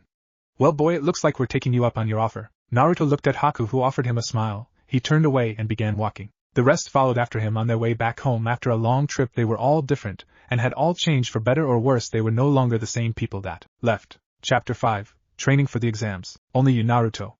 Minato then let out a sigh that turned into a small chuckle towards the end. Currently he had Naruto, Sasuke, Sakura, Kakashi, and to his immense shock and surprise Zabuza Momochi and his partner Haku. The team had just given their mission briefing, ended it with Zabuza himself asking to become a ninja of Konoha. In return, he had promised to give all information he had on Yagura and his plans. It's days like these where I want to pick a successor and retire. Alright, I want some clarifications. Zabuza and Haku, may you please step outside briefly, and Sasuke and Sakura, you two are dismissed. The two genin gave a bow, then gave their thanks. Sasuke-kun, how about we go somewhere to eat? No, I need to train. Well, how about we train together? Please, she asked with a smile, getting uncomfortably close to the Uchiha. HN. Was all he offered as a response, to which she took as a yes and followed after the poor boy. Zabuza and Haku stepped outside and the doors closed the second they were completely out of the room. Alright, Naruto, what happened on the bridge? I thought Haku had killed Sasuke. I saw him hit the ground and I became angry, far angrier than I had ever been. I felt a slight burning on my stomach coming from the seal, and then everything was tinged red. By the time Gato came along, I could faintly hear the Kyuubi talking to me, telling me to kill Gato than the rest of his men. Once I saw Sasuke getting up, I calmed down, and the cloak faded away. Minato sighed and looked at his son. He was different, and he knew something besides the killing had taken place. The way he talked about Haku was different than how he talked about anyone else. Well, I was hoping to begin training you with the cloak after the exams, but Jiraiya-sensei will be back soon, so once he comes back we will begin at the very least teaching you how to control it should it come out again. If you pass the exams, we will teach you how to draw on it. Naruto gave a nod, then remembered his father's promise before he left on his mission. Don't forget your promise too, San. You said you'd teach me a new training method, he said with a small grin. Yes, I know, Naruto, I plan on teaching you the method tonight, Minato said with a smile. His face then shifted and his manner became serious again. Kakashi, can he be trusted? And would you vouch for him to become a shinobi of this village? After viewing his behavior, I'd honestly say yes on both accounts. He has changed. He's most likely tired of constantly being on the run, and he was exiled for a rather noble cause. He will make a nice addition to our forces, as would his apprentice. I would say she's high Chunin in rank. Alright, you two are dismissed. Tell them to come in when you leave. The two left and Zabuza and Haku walked back into the Hokage's office. Alright, after hearing what everyone has said about you two, I have decided to allow you both to stay in the village. You both will be on a probation period where you will not be allowed to take on any missions. Once the probation period is over, and that will be once the Chunin exams finish, I will have you two fight two opponents. Defeating your opponents will determine your rank. Zabuza, you will fight one of our Jounin, and Haku, your fight will be against a Chunin. You both can train and will be recognized as shinobi of this village from here on out. We do have a few compounds available, so I will have an ambush show you to your new living areas, and after that I will send Naruto over to give you both a tour. During this time, Minato had been filling out some paperwork. He wrote out a last few sentences, then looked up and gave the papers to Zabuza. Does everything look right? Yes, it is fine, thank you, Hokage-sama. Alright, well, I hereby register. He looked over to Zabuza. Oh, Zabuza Momochi. And he then looked over to Haku. Haku. was all she said. Zabuza looked at her, and gave a slight smile. Haku Momochi, as shinobi of Konoha.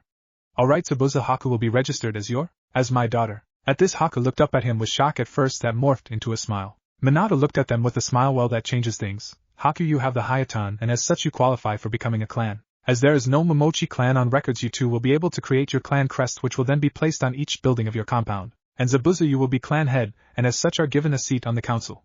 On behalf of Konoha, I welcome the Momochi clan. Haku looked at Minato with a large smile, and was tempted to run and give him a hug. A home. Finally we have a place to call home. Zabuza looked at Minato, and gave a small nod, and a rare non-bloodthirsty smile graced his face. But of course no one could see this, as, just like Kakashi, he kept the lower part of his face covered almost always. You will find one of my umbu waiting for you two outside of the tower, where they will then lead you to your new compound. They both gave a bow and a thank you, then they walked out, beginning their new lives. Minato sat back down in his chair and looked to a nearby window that was wide open. He just sighed slightly and looked back at the window with a smile. Do you agree with my decision, sensei? Jiraiya dropped his chameleon jutsu and looked at Minato with a smile. They'll be a good addition to the village. You've been a great Hokage, Minato. Thank you, Jiraiya sensei. But you know you'd make a good Hokage as well. Jiraiya gave a boisterous laugh as the image of him in his robes while peeping on women came to mind. You know it's not the job for me, Minato. However, Tsunadeheim will be back for the exams, and she has been coming around more often. Perhaps this place is starting to grow on her. Again, you would be the one to convince her to take the job. Perhaps. I've been at this job for 15 years now. I'm getting ready to retire soon. I need to start focusing more time on Naruto, and training him more. Yeah, a C rank to an A rank, it's unheard of. He's strong though, very few genin could have survived that. You've done well training him, you and Itachi. His seal is loosening. He needs to get stronger though. It's too early to train him for Ninetales chakra mode. Well, he'll only get stronger from here on out, and at the rate he's advancing it won't be long before he is ready. Anyways, the whole reason I'm here was to see how the Chunin exams are coming along. At this, Minato gained a wide smile as he pulled letters from on top of his desk and displayed them out for Jiraiya. I sent an open invitation to everyone and surprisingly many responded back. This is going to be the biggest in a while. It'll be us, Suna, Kumo, Taki, Kusa, Aim, a new village called Odo, and surprisingly Kiri. Watch out for the leader of Odo. Orochimaru conducts a lot of business in the land of rice fields, so a hidden village that pops up there is rather suspicious. Thank you, I will make sure to keep an eye out. I'm going to need your help with something though. With so many villages coming in, we couldn't decide on one location, so the first part will be in Suna and handled by their proctor. The second stage takes place immediately afterwards, as you know, but it takes place along ours and Taki's border, so there will be sending seals in Suna and summoning at the border, so I will need your help in creating them as they will be on such a large scale. A rather ambitious project, Minato. I look forward to seeing it. What's the second round? That's a secret, you'll have to wait and see. It's classified, only a few people know about it. Jiraiya looked at him with a frown. My own student keeping secrets from me after everything I've done for him, he said in mock sadness, complete with tears falling down his face. Minato just face-palmed at his sensei and father figure's antics. So you will help me? Yes, of course I will. The exams are in a month. Have you started working on the seals? Yes, I've been teleporting between here, Suna, and Taki. So I'll be splitting my time between trading the gaki and helping with the seals and research. Alright, sounds good. Well, I'll just leave a shadow clone here. I'm going to show Naruto how to use the full potential of his shadow clones. Do you want to come? It's been a while since you've seen your godson. Yeah, the gaki's an adult now. Perfect, I can start taking him with me to do research. Jiraiya said with a grin. Oh, please don't do that to my son. The two went back to the Namake's estate where they found Naruto in the training room working on his kenjutsu with a clone. Erosen, and when do you get back? Naruto said with a smile as he went and hugged his godfather. Damn it, Gaki, didn't your father teach you any respect? Yeah, of course he did. But you're a pervert and therefore don't exactly get the same amount of respect despite your status as one of the most powerful ninja. Naruto said with a smile and a laugh as his godfather's face faltered, then came back up with tears streaming down his face. You and Minato treat me with so little respect. Oh, where did I go wrong? He said in a largely exaggerated dramatic voice. Alright Naruto, now time for your new training technique. Yes, finally, Naruto said with a wide smile. Minato gained a devious grin and looked at his son's shadow clones transfer all the experiences they learned while training with the exception of muscle memory. You're welcome. Naruto's sweat dropped at this and looked at his father. Really, did you have to build it up so much? Yeah, that's cool. I can get months of training in hours, but still you built it up so much. That was rather anticlimactic. I know, Minato said on the verge of laughing at his son's expression. Jiraiya-sensei has the perfect technique for you though. He grabbed hold of both of them, and they all teleported to a training field. Alright Naruto, me and your dad have done this. It's now time for you to sign the Toad summoning contract, Jiraiya said while he removed the large scroll from his back and laid it out in front of Naruto. Seriously? That's awesome. I'll be able to summon huge toads like Bunta? Well, that's why you're using the shadow clone technique. It takes a while finding the right balance of chakra to put into the jutsu, but using enough clones you should be able to get it down today. Actually, it's still rather early. Now bite your thumb and leave your fingerprints of the same hand in blood. After that, sign your full name. Naruto did all that he was told and Minato then showed him the seals for the jutsu. Alright, create 30 clones. Naruto did as he was told. Good, now each clone use a different amount of chakra when doing the jutsu. After the jutsu is complete, dispel them all. Summoning jutsu.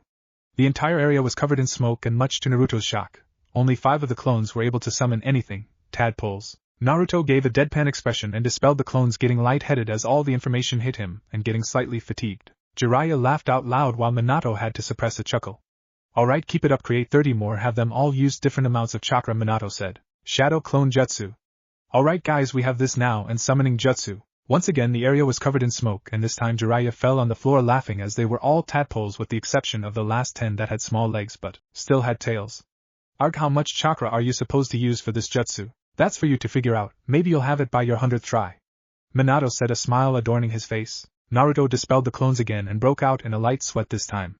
The jutsu was rather taxing on his reserves. Alright, let's try this again, shadow clone jutsu. This time he created 39 clones. He was not going to take over 100 times to perfect this jutsu, so he pumped the most amount of chakra into the jutsu, and once again shouted, summoning jutsu. And again the area was covered, but to Naruto's delight he summoned a small toad that looked up at him, and waved, yo, I'm Gamakichi, you must be the new summoner. Thanks for taking all our tadpoles, much good those will do you. Awesome, I did it. I'm Naruto Namikaze, nice to meet you, Kichi. He said, a smile on his face as he picked Gamakichi up in one hand and shook his hand with the other. A Namikaze, alright, well you're going to need to summon my dad. He'll want to talk to you before you're really able to summon us. The toad gave a wave and dispersed, and along went clones Naruto had made. He fell backwards and landed in a sitting position as his large reserves of chakra had a major strain on them, and the mental backlash was straining on him. Alright, you're almost done now, you have some demon chakra in the ring, pull on that a little and perform the jutsu. Minato said, you're really going to have the kid summon him? Now, what did you do this time to make him angry, sensei? I may have quite the debt of sake to repay him. Minato rolled his eyes and looked back at Naruto, who was slowly taking some chakra he had stored into the ring. Oh, Tusan, I need you to add a filter seal on the ring. It burns my skin when I pull on the chakra as it isn't filtered demonic chakra and is toxic still. Well, I wasn't expecting you to use the ring in such a manner, so the thought to add that never occurred to me, but afterwards I'll add them. It should only take an hour or two. Minato and Jiraiya stood by Naruto as he performed the jutsu again, and this time when the smoke cleared he was standing high above the trees. So you're the new summoner, huh? That's a bold claim, saying you're a Namikaze.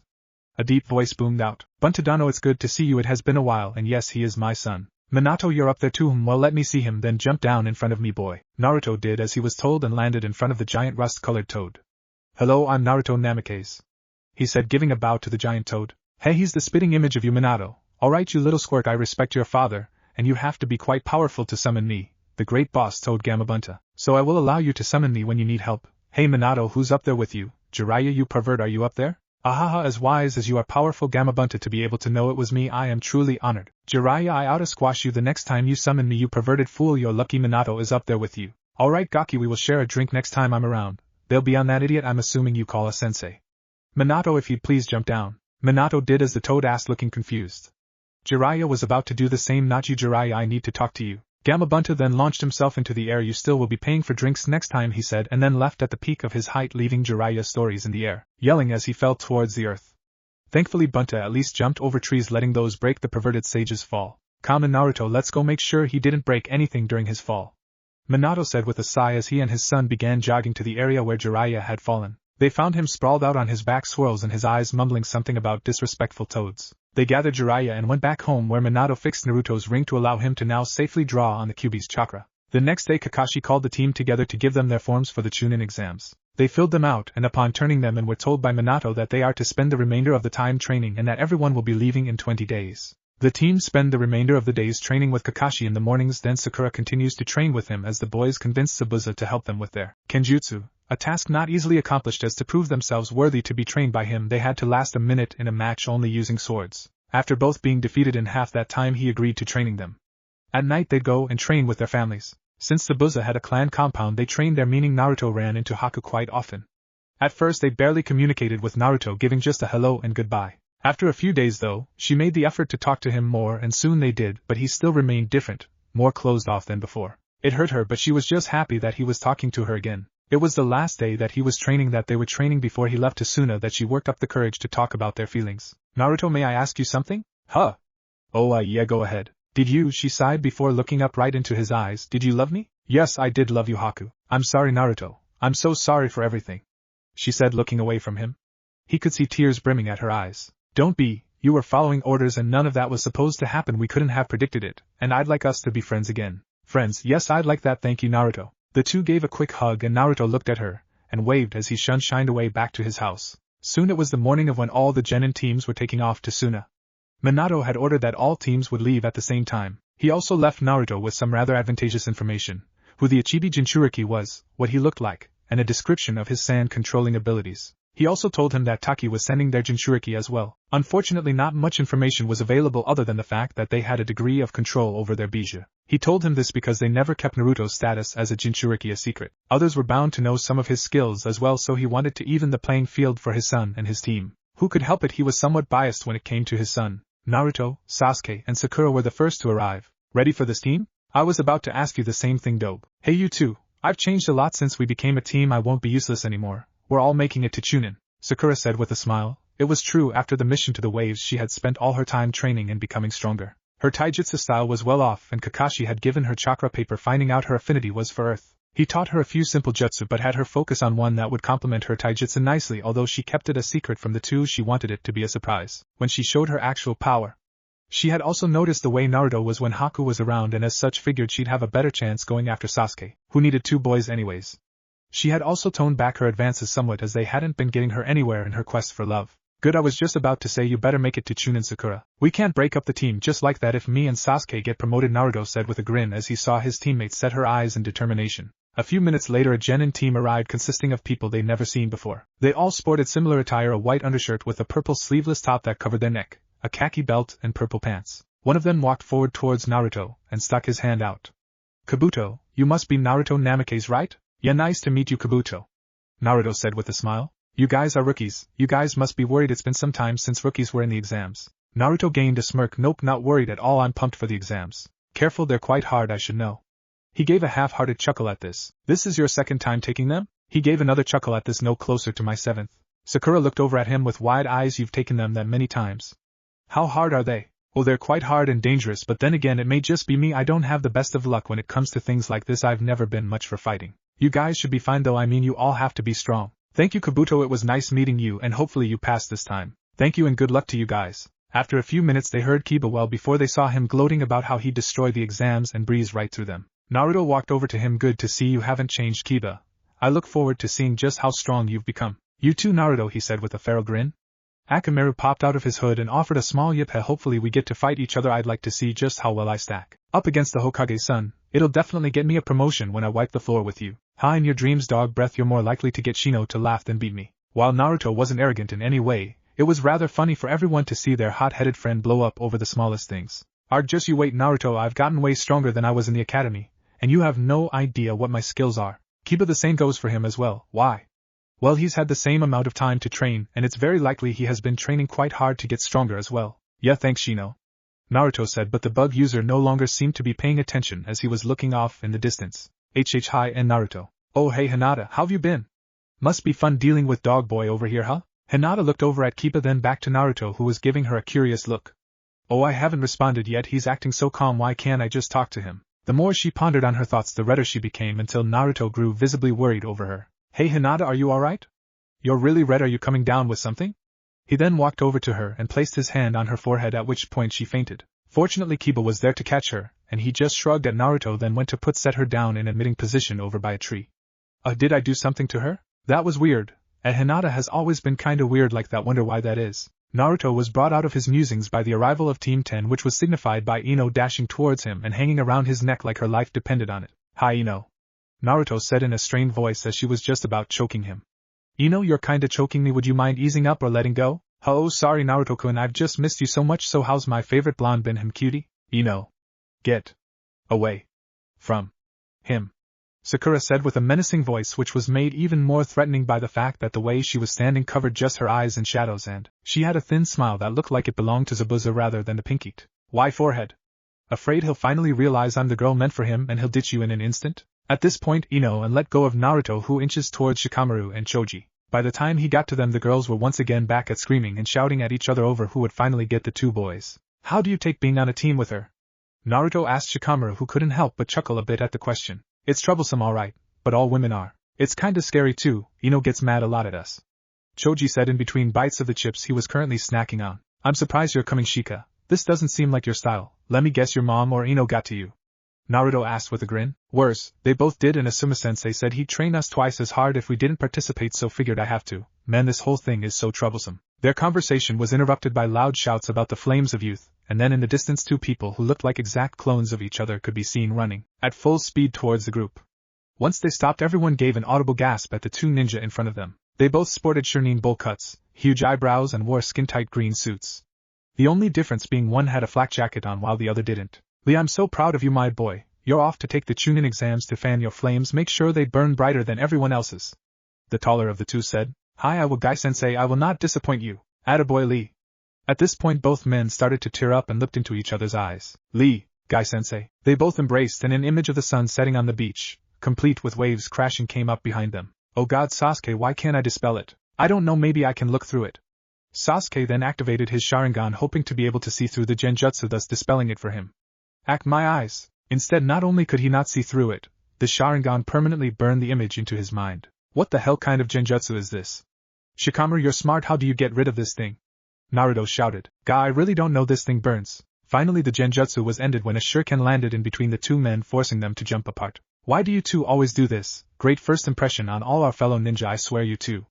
A kunoichi said, who looked to be about a year older than them. She had a pink sleeveless blouse on with blue shinobi pants, and had her hair in 2 buns on either side of her head. Thank you for ending that idiocracy, Tenten, said a boy with her. He had his hair in a long ponytail, and wore a khaki shirt that covered his neck and brown shorts. The most outstanding feature on the boy were his pale eyes, the Byakugan. He heard a small noise behind him and turned around to see Hinata, seemingly fully recovered from her incident earlier, staring at the white-eyed boy. Hinata, who is that? That's my cousin Niji. Namikaze, you shouldn't spend your time with weaker ninja. It gives them false hope that they can change their fate and actually become anything other than a failure or a weakling. You as well, Uchiha? Niji said with an arrogant smirk, as he saw the other genin look at him with anger. Fate determines strength, huh? Is that what you think? Naruto asked, his voice set in ice. Yes, it is. If you are a failure, then fate deemed you to be nothing but a failure. While he was saying this, he focused his attention on Hinata. You know, I've spent every day training to get where I'm at. Nothing ever came natural to me like it was for my father. I trained hard to reach my levels. Anyone can become great, Naruto said, letting some anger seep into his voice. If you truly believe that, then I was wrong. You do belong with the rest of these failures. And what of you, Uchiha? Do you carry the same beliefs as him? Sasuke looked at him and activated his Sharingan. Every sentence that came out of this guy's mouth annoyed him to no end. Who the hell are you to talk about fate? What happened? Someone you love died. We shinobi majority of us have lost people we love, and we will lose people we love. It's our line of work. It doesn't give you the excuse to go talking about fate to everyone you meet. Niji's Byakugan flared to life, and immediately Naruto and Sasuke went into a ready stance. Before the teens could charge at each other, Guy jumped in between them. Niji, that's enough. He then looked over to Naruto and Sasuke. I apologize for Niji's most unyouthful actions. You all have a long trip together, so I hope another incident does not occur. All of you are comrades, and as such should not start unnecessary conflicts amongst yourself. Guy took one more glance at Niji and then addressed the group as a whole. Well, you all are wasting daylight. Get going, and all of you do well. Burn your flames of youth bright. Everyone with the exception of Guy's team questioned amongst themselves to what the hell the flames of youth are. Naruto looked at Sasuke and Sakura and gave a smile. Let's go. And with that, everyone headed off towards the village hidden in the sand. Chapter 6. The First Trial. After 3 days of travel, the group of Konoha genin arrived in Suna. They arrived at the gates where a group of Umbu was awaiting them. All of you follow us to the hotel where you will be at for the duration of your stay. An Umbu wearing a white demon mask with red horns flaring out on the side said in an emotionless voice that came across somewhat rude to the genin. Sheesh, could have said please. Kiba whispered over to Naruto. The second the sentence left his mouth, the Umbu glanced back and made eye contact with the Inuzuka heir for a brief instant before looking forward again. His eyes widened slightly and he found he had some difficulty swallowing. These guys don't mess around at all. You would think we're enemies. It would do us good to remain under the radar while we're all here, Naruto thought to himself as he continued walking right behind their escort. He looked around as he walked. All the buildings seemed to be made of a clay and were all rounded. Well, at least I know it will be nice and cool in rooms, not this blistering heat. He took notice to restaurants as his stomach gave off a rather loud sound signifying his hunger. Looks like someone's hungry. How about the 3 of us go get something to eat? Sakura said with a warm smile, looking at her comrades. You guys aren't the only ones who are hungry. I ran out of chips halfway here and I'm starving. Choji whined. All you're ever worried about is eating, Choji. Ino yelled at the poor boy. Sure you're not hungry, Ino? How about me and you go grab a bite? Kiba said with a smile. In your dreams, dog breath, the only one who gets to take me out is Naruto-kun. I'm not taking you out, Ino. Naruto replied in a deadpan voice, and then sweat dropped as fire seemed to appear in her eyes as she became even more determined to get the young blonde to date her. Anyways, we're all hungry, so we will all go and grab a bite to eat after we get settled in the hotel. Naruto said with a finality. Who made you team leader, Dobe? The fact that I'm the strongest one here, team. Naruto said with a smirk as Sasuke glared at him. Sakura looked at the two, hoping she'd get to play peacemaker again. It always gave her a reason to hold on to one of the boys, as her idea of peacemaking was hanging on to one of their necks to keep them from moving forward. Unfortunately for her, the large group had arrived at the hotel.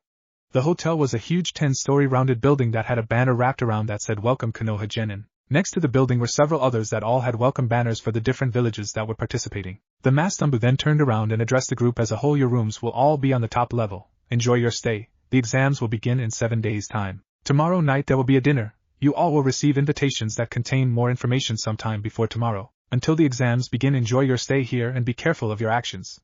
And with that, the Umbu was gone in a swirl of sand. Although his head was facing forward, Kiba got the impression that the Umbu had looked at him during that last sentence. Alright everyone, we will meet back here in 10 minutes. I saw a barbecue place on the way here. That's fine for everyone, right? Everyone mumbled yes, and with that they headed towards their rooms. This isn't so hard, being a leader. Ah man, I was made to be a Hokage, Naruto thought, with a grin seeping onto his face as the image of him as an adult wearing his Hokage robes. You know you look like an idiot smiling like that, Sasuke said with a smirk as Naruto's face did an immediate 180 and he looked at Sasuke with anger. That right, team? How about I make you look like an idiot and mop the floor with you? And Naruto KKN, people are staring. Hinata said, her face the color of a ripe tomato by the time the sentence was fully out of her mouth. Huh! He then looked around and saw that everyone in the hotel lobby was staring as the young blonde who had caused the scene. He set his mouth in a thin line and flared his nostrils slightly, then looked at Sasuke, whose smirk had gotten considerably larger than it was before. You know I really hate you, team.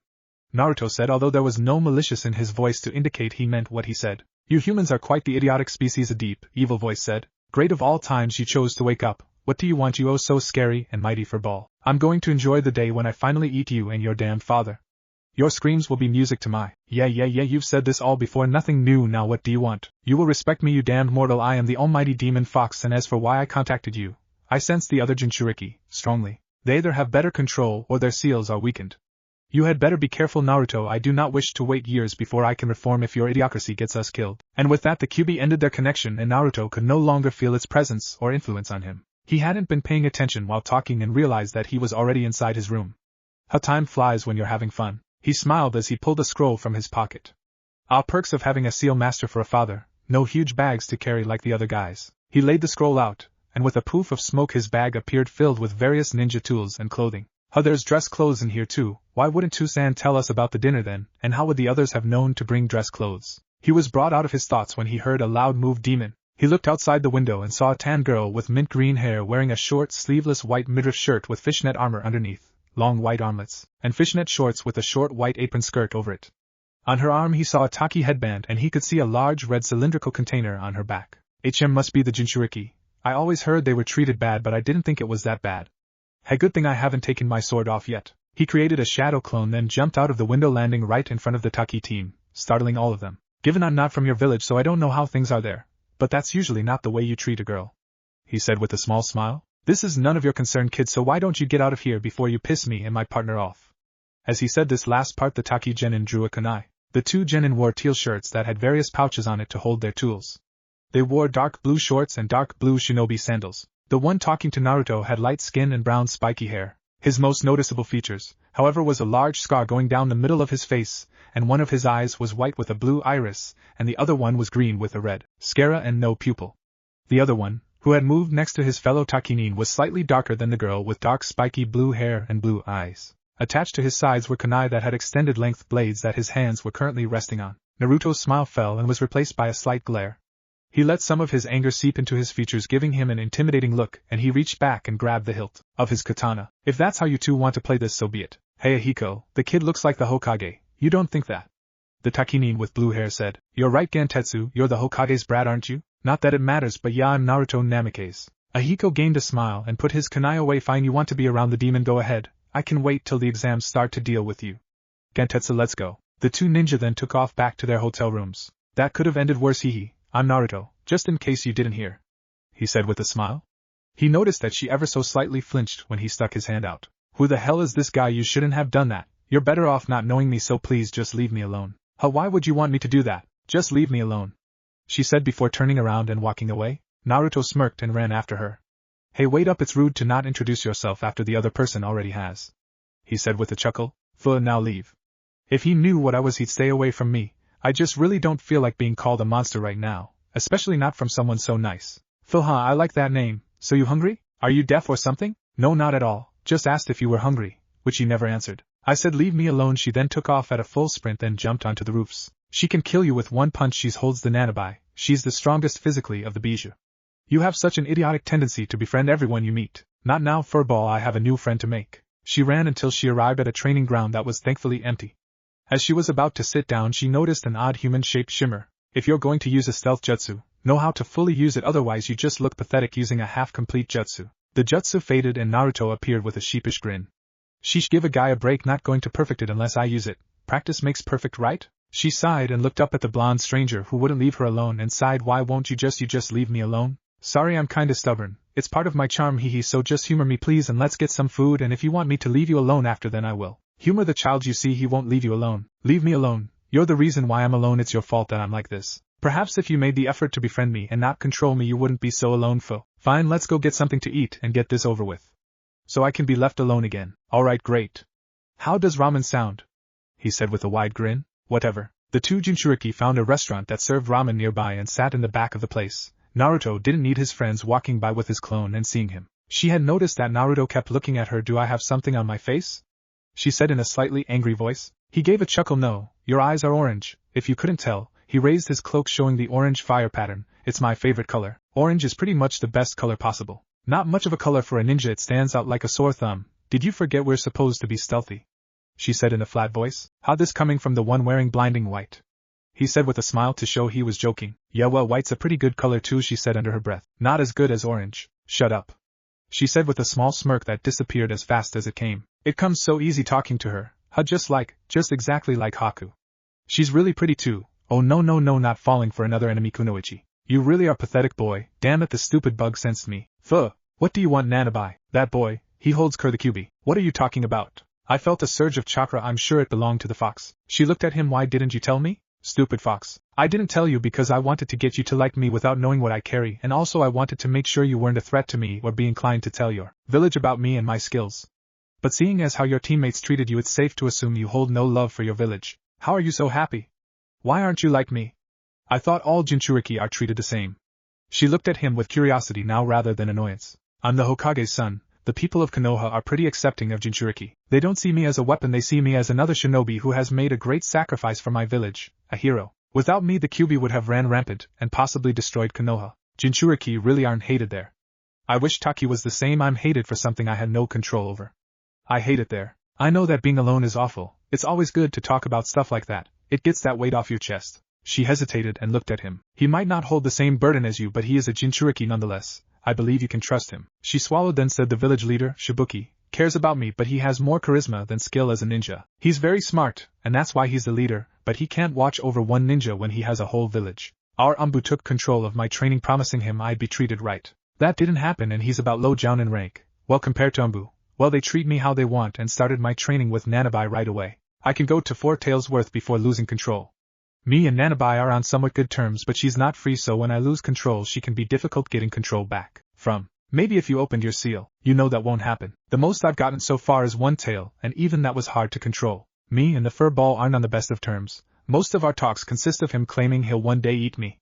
He said nonchalantly. He's so different from how jinchuriki usually are.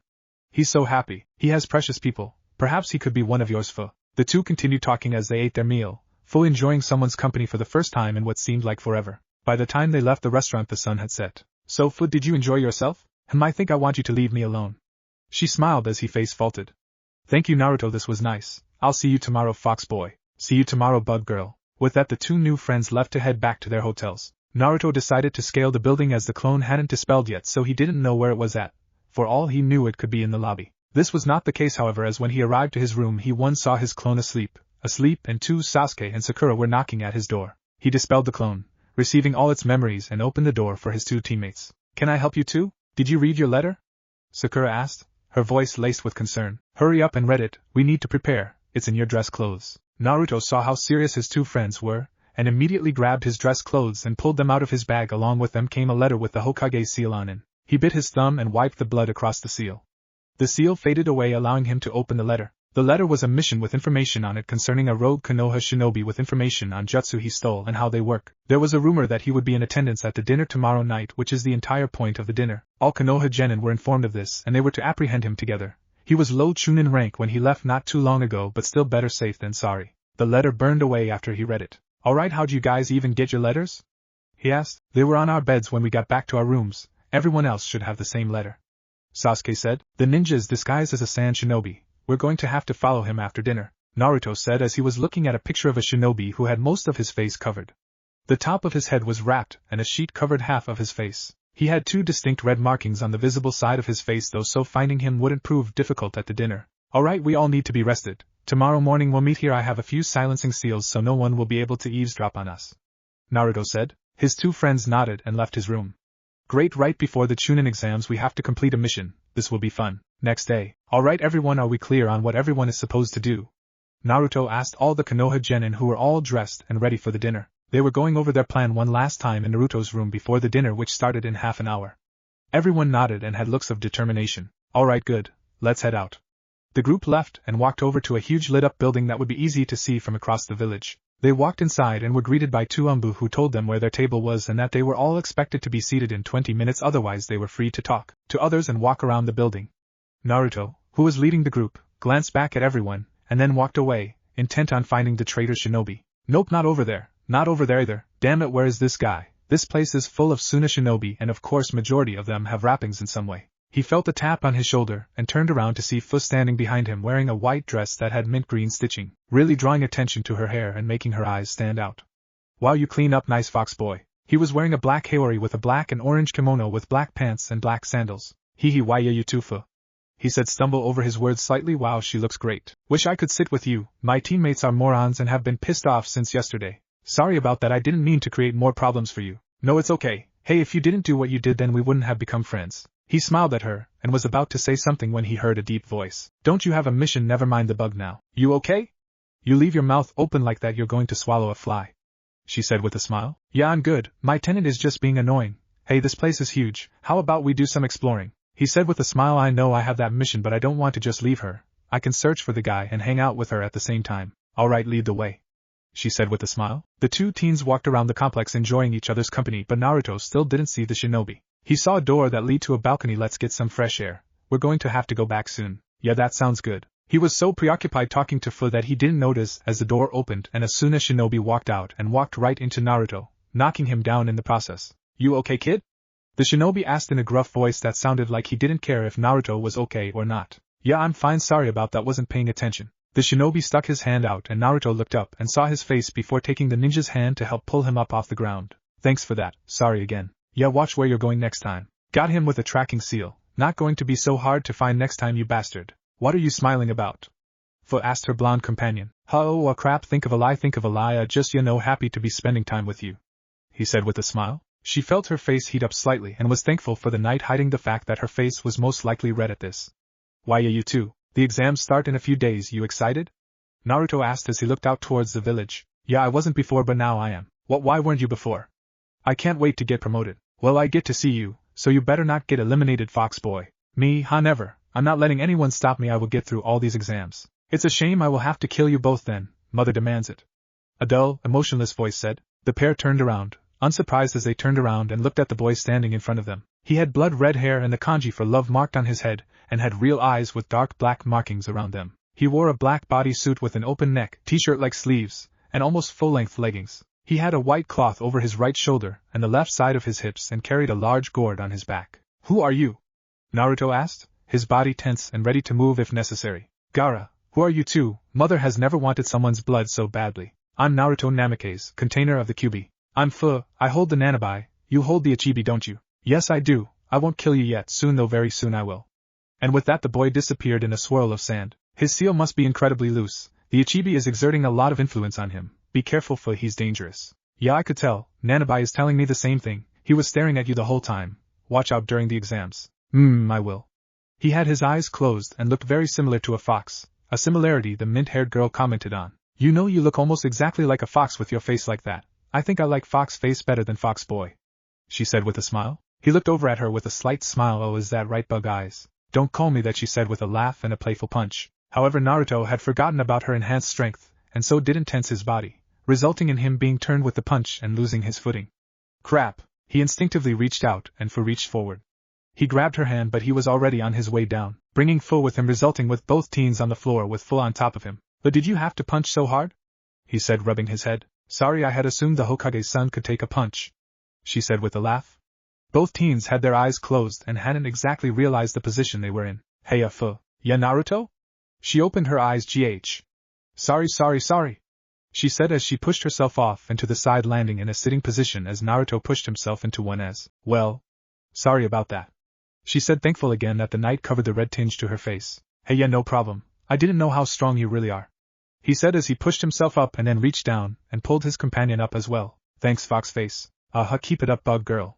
Come on, we should head down already, the dinner is going to start soon. He smiled and the two walked back into the dining hall right as everyone was about to take their seats.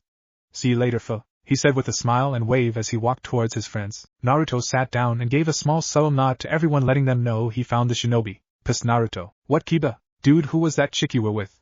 At this, Ino and Sakura's head shot up and looked over at the blonde. Geez, thanks, Kiba, Naruto said as he saw the two girls glancing around looking for the girl. Just as Kiba opened his mouth, they heard a loud boom as the doors for a balcony that hung over the dining area opened up and out stepped the leaders from every village save for Kiri and Aim. The Kazekage stepped forward, used a voice-enhancing jutsu. Thank you all of you for joining in the Chunin exams. I especially would like to thank the Hokage, Minato Namikaze, for getting all of these great villages to agree to join for the first time ever in a Chunin exams of this size. Now then, the real purpose of these exams are well to replace wars. The final trial is a fight in front of many people and the daimyos. Those fights allow villages to show off their most prospective genin and in turn show the village's power, in result getting more jobs from various sources and discouraging other villages from attacking. With that being said, he motioned to the leaders on either side of him. Expect you all to do your absolute best and make friends amongst each other to strengthen the bonds between us all. Now all of you enjoy yourselves. And with that, a table came into existence with a poof of smoke that the Kages and leaders sat around. Their food was served first and several waiters came around and began serving all the genin. Everyone ate, talking amongst themselves. The only beverage that was served was sake, as they were all adults in the ninja world. They didn't drink much. It wouldn't do them well to be drunk while chasing after the missing nin. The group finished eating and one by one the other tables excused themselves. The Konoha genin left the same way they came in and immediately turned right. Come on guys, he's not too far away, I can feel his chakra signature. A tracking seal amplifies the target's chakra signature only to the one who applied the seal, enabling them to track the target no matter the distance, as they would always sense their chakra. The group rounded a corner and came to a stop in front of an alleyway, where the missing nin was waiting for them. Nice job, you all found me. Now then, Kai. He put his hands in the ram's seal and immediately the team became incredibly drowsy. What did you do? Naruto asked as he dropped to his knees, his friends already asleep. You'll see, now be a good little genin and let the food do its job. Naruto tried to channel the Biju chakra but found he couldn't.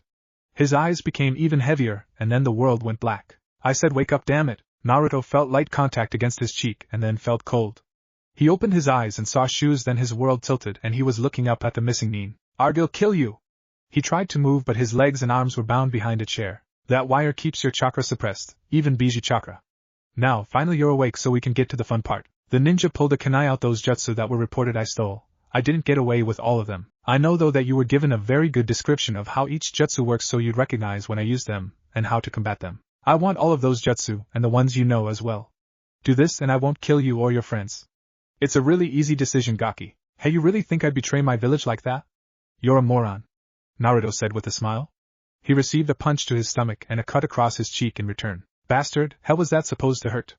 You really are one pathetic ninja. QB, you in there? I could really use some rent right now. He didn't receive an answer. Damn it, I'm on my own. Hopefully someone will escape and get us out of here. I can't even use my distress seal to get my dad here. Damn it, I'm screwed. Tough talk, kid. I like it. It'll be even better when you break. The ninja walked behind Naruto. Hey, now I don't swing that way. What are you doing back there? He said with a chuckle. Funny kid. He then grabbed Naruto's hands and dragged the kunai across the front and back of his hands. Feel like talking now, kid? This is nothing compared to what Zabuza put me through. You're gonna have to try harder, he said, the same smile on his face still. Alright kid, I gave you several chances. And those seals on your clothing won't protect you this time. They have no chakra to draw on. He then slashed across Naruto's chest. He yelled in pain and tried to get his breathing back in control. Arg, I'm going to fucking kill you. I swear I'm going to get out of this and shove that kunai into your damn heart, you bastard. The ninja grabbed his hair and put the kunai to his throat. This is it, kid. Tell me what I want to know or I kill you. So be it. Hey, go fuck yourself. Congratulations, you passed the first exam. The chair began to glow green and the wires fell off. Naruto stood up and looked at the ninja. You bastards, that's why we were required to leave so early. The exam start date was false. Yes, the first exam was to test your loyalty to your village. There will be times where you can be captured during a mission, and if so, we need to make sure you won't give up any secrets and can withstand torture. There's always a chance for survival as well, so we don't want you to throw your life away the second you get captured. You passed with flying colors, as did all of your fellow Konoha genin. Again, congratulations. You passed the first trial. You may exit the room and join with your team. There will be another area that opens up. Stand in the center of the room and channel chakra to the ground. Naruto walked out and greeted his friends. Hey, you guys okay? Yeah, I'm surprised you passed though. I would have thought that you'd pass out, he said with a smile. Oh, shut up team, I must have had it worse than you. There's no way they would have put a weak shinobi like you through the same thing as me, Naruto said, smiling as Sasuke became visibly annoyed. What about you, Sakura? You okay? Hey, yeah, I've been done for a while. My strength isn't reliant on chakra, so I kinda broke out of the wires right away and sent the guy through the wall. Thankfully he was an earth clone. Nice one, haha. Alright, let's go to the next room. I'm ready for round 2. The group went into the room and channeled chakra, and with a whirl they were gone. Ah crap, I feel really bad for Kichi, that was awful, Naruto said as he stumbled around. That wasn't pleasant, Sasuke said as his face turned slightly green. Geez Naruto, you do that to your poor summons. I couldn't tell which was up or down for a few seconds. The smoke cleared and the group looked up at where they were at. Several other groups were appearing in puffs of smoke as well. Welcome to the second trial. What the hell? This is insane, Naruto shouted. The second trial. This is insane. How did you guys make this? The group had appeared right outside of a seemingly endless city made of various sized buildings, some small and some touching the sky. Some were made of stones and the others were made of wood. After the puffs of smoke ended, signifying the last of the teams passing the first test, several ninja from various villages walked out of the building. A man wearing the standard Konoha attire walked out in front of the rest and said, alright, I'm the proctor for the second round. My name is Yamato. The second round will be a game of capture the flag in the city with a twist. He gained a rather devious smile and pointed over to a stall that had several shinobi in it. Over there you will receive a tag with a number on it. You must capture the corresponding flag. 2 teams will have the same tag, so at least half of you will be eliminated. However, it's not only each other you have to worry about when capturing the flags. At this, the shinobi behind him all performed the same seals. Once the sequence was done, loud, demonic roars could be heard coming from all over the city. Those are golems, all infused with each of the 5 elements. In order to capture the flag you must defeat the golem, and the other team must be knocked unconscious or killed. The tags will be synced to all of your bodies, and once they detect that a team is unconscious or dead, the barrier surrounding the flag will drop, allowing you to get your flag. Once you have the flag you will head to the center of the city, about 4 days from your current position. You will have 1 week to get the flag and make it to the center. Don't worry about food, there are many rivers flowing throughout the city that all contain fish, and there are various plant life as well. Good luck to you all, and be careful, this may very well be the last week of some of your lives. Geez, what a way to get us excited for this. It's the real deal this time though, the 3 of us will need to be careful to survive this, Naruto thought to himself as he and his team walked to the stall to receive their crest. You guys ready for this? Naruto asked with concern in his voice. Yeah, why getting scared, dope? He just glared at the raven-haired boy, then turned to Sakura. Yeah, I'm just as ready as you guys are. I'm not holding you guys back anymore, I promise, she said with a newfound confidence in her voice. Alright, let's go, Naruto shouted with a smile, drawing the attention of various teams. Hey, we're still in our dress clothes. And why are your clothes all torn? Sakura asked. Yeah, unlike you, they actually cut us. They were shallow cuts thankfully, and the chair had healing seals on it. Tusan has been working on them for a while with Tsunade Bachan. They only work on more minor injuries though, so that's why all of our cuts were rather shallow, Naruto said while he rubbed his hands over his chest on the spot where the Chunin had slashed. While Naruto was explaining, the various teams began shouting at Yamato due to the fact that they as well were all in their dress clothes. Why couldn't someone else be Proctor, Yamato thought before he used chakra to enhance his voice and shouted, if you'd all pay attention, there are stalls behind each team. In there will be each team member's names. 1 person at a time will go in there. You bite your thumb and swipe the blood across your name. All of your gear and clothes will appear. Now hurry up, we need to start soon, so once you're changed go and grab your tags, then go back to the areas you each appeared in. Everyone did as they were told, and 20 minutes later everyone was back at the starting areas ready to go. Alright, on my count the second exam begins. 3, 2, 1, begin, yelled Yamato. And with that everyone took off as fast as possible into the city to find their flags. Dope, did you see who has the same number as us? Sasuke asked as Naruto was the one to grab the tag. Yeah, it was the Oto genin. They didn't see me though, but they started quite a bit away from us. We should find a place to stay in a few hours. Damn, we were out for a while before the interrogation. The sun was already beginning to set, signifying that they all had actually been knocked out for, at the very least, a full night's rest. The trio alternated from running along the roads to going through buildings, trying at all costs to avoid running along the rooftops. They did not want to be that open, especially with all the many teams active.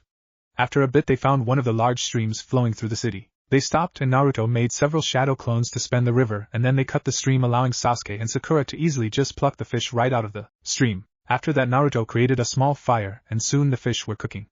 Naruto used small wind jutsu to divert the smoke, keeping their positions safe. Alright, that building in the distance, the one with the tree growing through it, we make it there and set camp for the night. It's large enough so that even if someone finds us there's plenty of room to fight properly, Naruto said with authority, looking at Sasuke the entire time, who surprisingly enough, didn't challenge the blonde-haired teen. The group 8 then made their way to the building.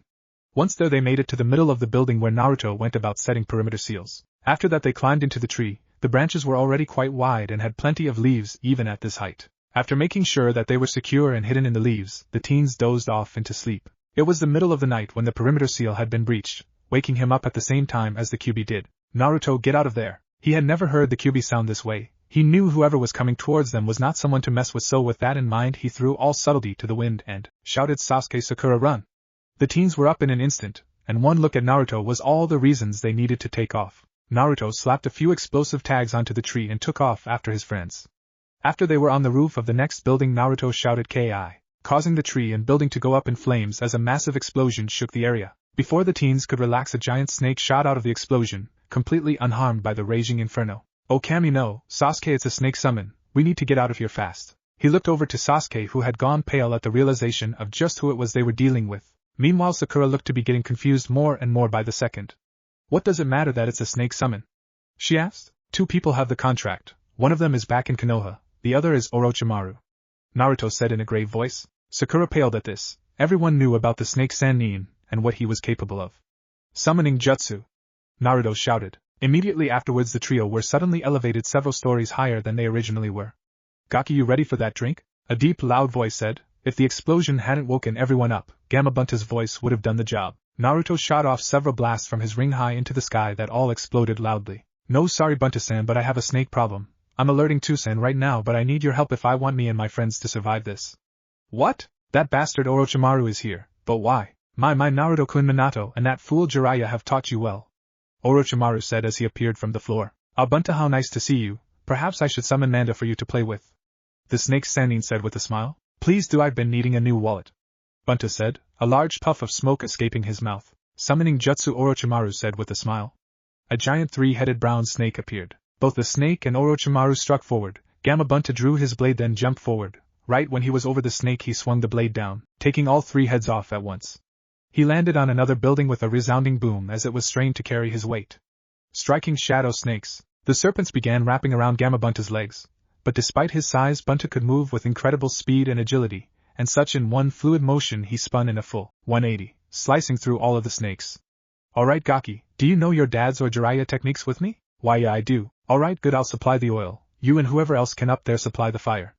Toad oil gun. Ready Sasuke? Ya Katan fireball jutsu. Katan fireball jutsu. The boys' fire collided with the oil and the entire area in front of them was covered in the enhanced flames. My that's quite the jutsu. Gamabunta turned around to see Orochimaru standing without a scratch on him. He smiled and slammed his hands down again, summoning 2 snakes that were much larger than the first one. Kill the toad. The snakes lunged forward and Gamabunta jumped out of the way, shooting water bullets as he did. Orochimaru used the distraction to get behind the giant toad and jump up onto him with a smile as he stared at his prey. Katan, crescent slash, futon, crescent slash. Naruto's technique combined with Sasuke, creating a much larger and faster blade of fire that Orochimaru jumped over. Due to the night covering some of their movements, they were able to hide a surprise for the snake in the attacks, and once the snake had landed they both pulled back, bringing in the shuriken that they had hidden in the attacks, attached to ninja wire. The blades curved around the snake several times, then the boys pulled again, tightening around him. Whatever will I do now? Sakura will make an opening, go in and hit him as hard as you can once you see it. Naruto said as Sasuke shouted Katan, dragon fire jutsu, futon, drilling wind bullet. The bullet combined with the fire, creating a fast-moving inferno that hit the Sannin, engulfing him in flames. Sakura ran forward and with all her strength delivered an uppercut to the flaming mass, launching it high into the air. Once it hit its peak in ascent, the boys pulled the ropes down and to the right, slamming him into, and sending through, the roof of a nearby building. Naruto ran forward and jumped over the building and shouted demonic ring, multiple blasts. He fired off several shots of Bijou chakra into the hole, sending the snake all the way to the floor. Naruto landed on the building then jumped back to his friends. Stay on your guard. Naruto said, worry still in his voice. Yes, you two will do well. The snake jumped up out of the hole without a scratch on him.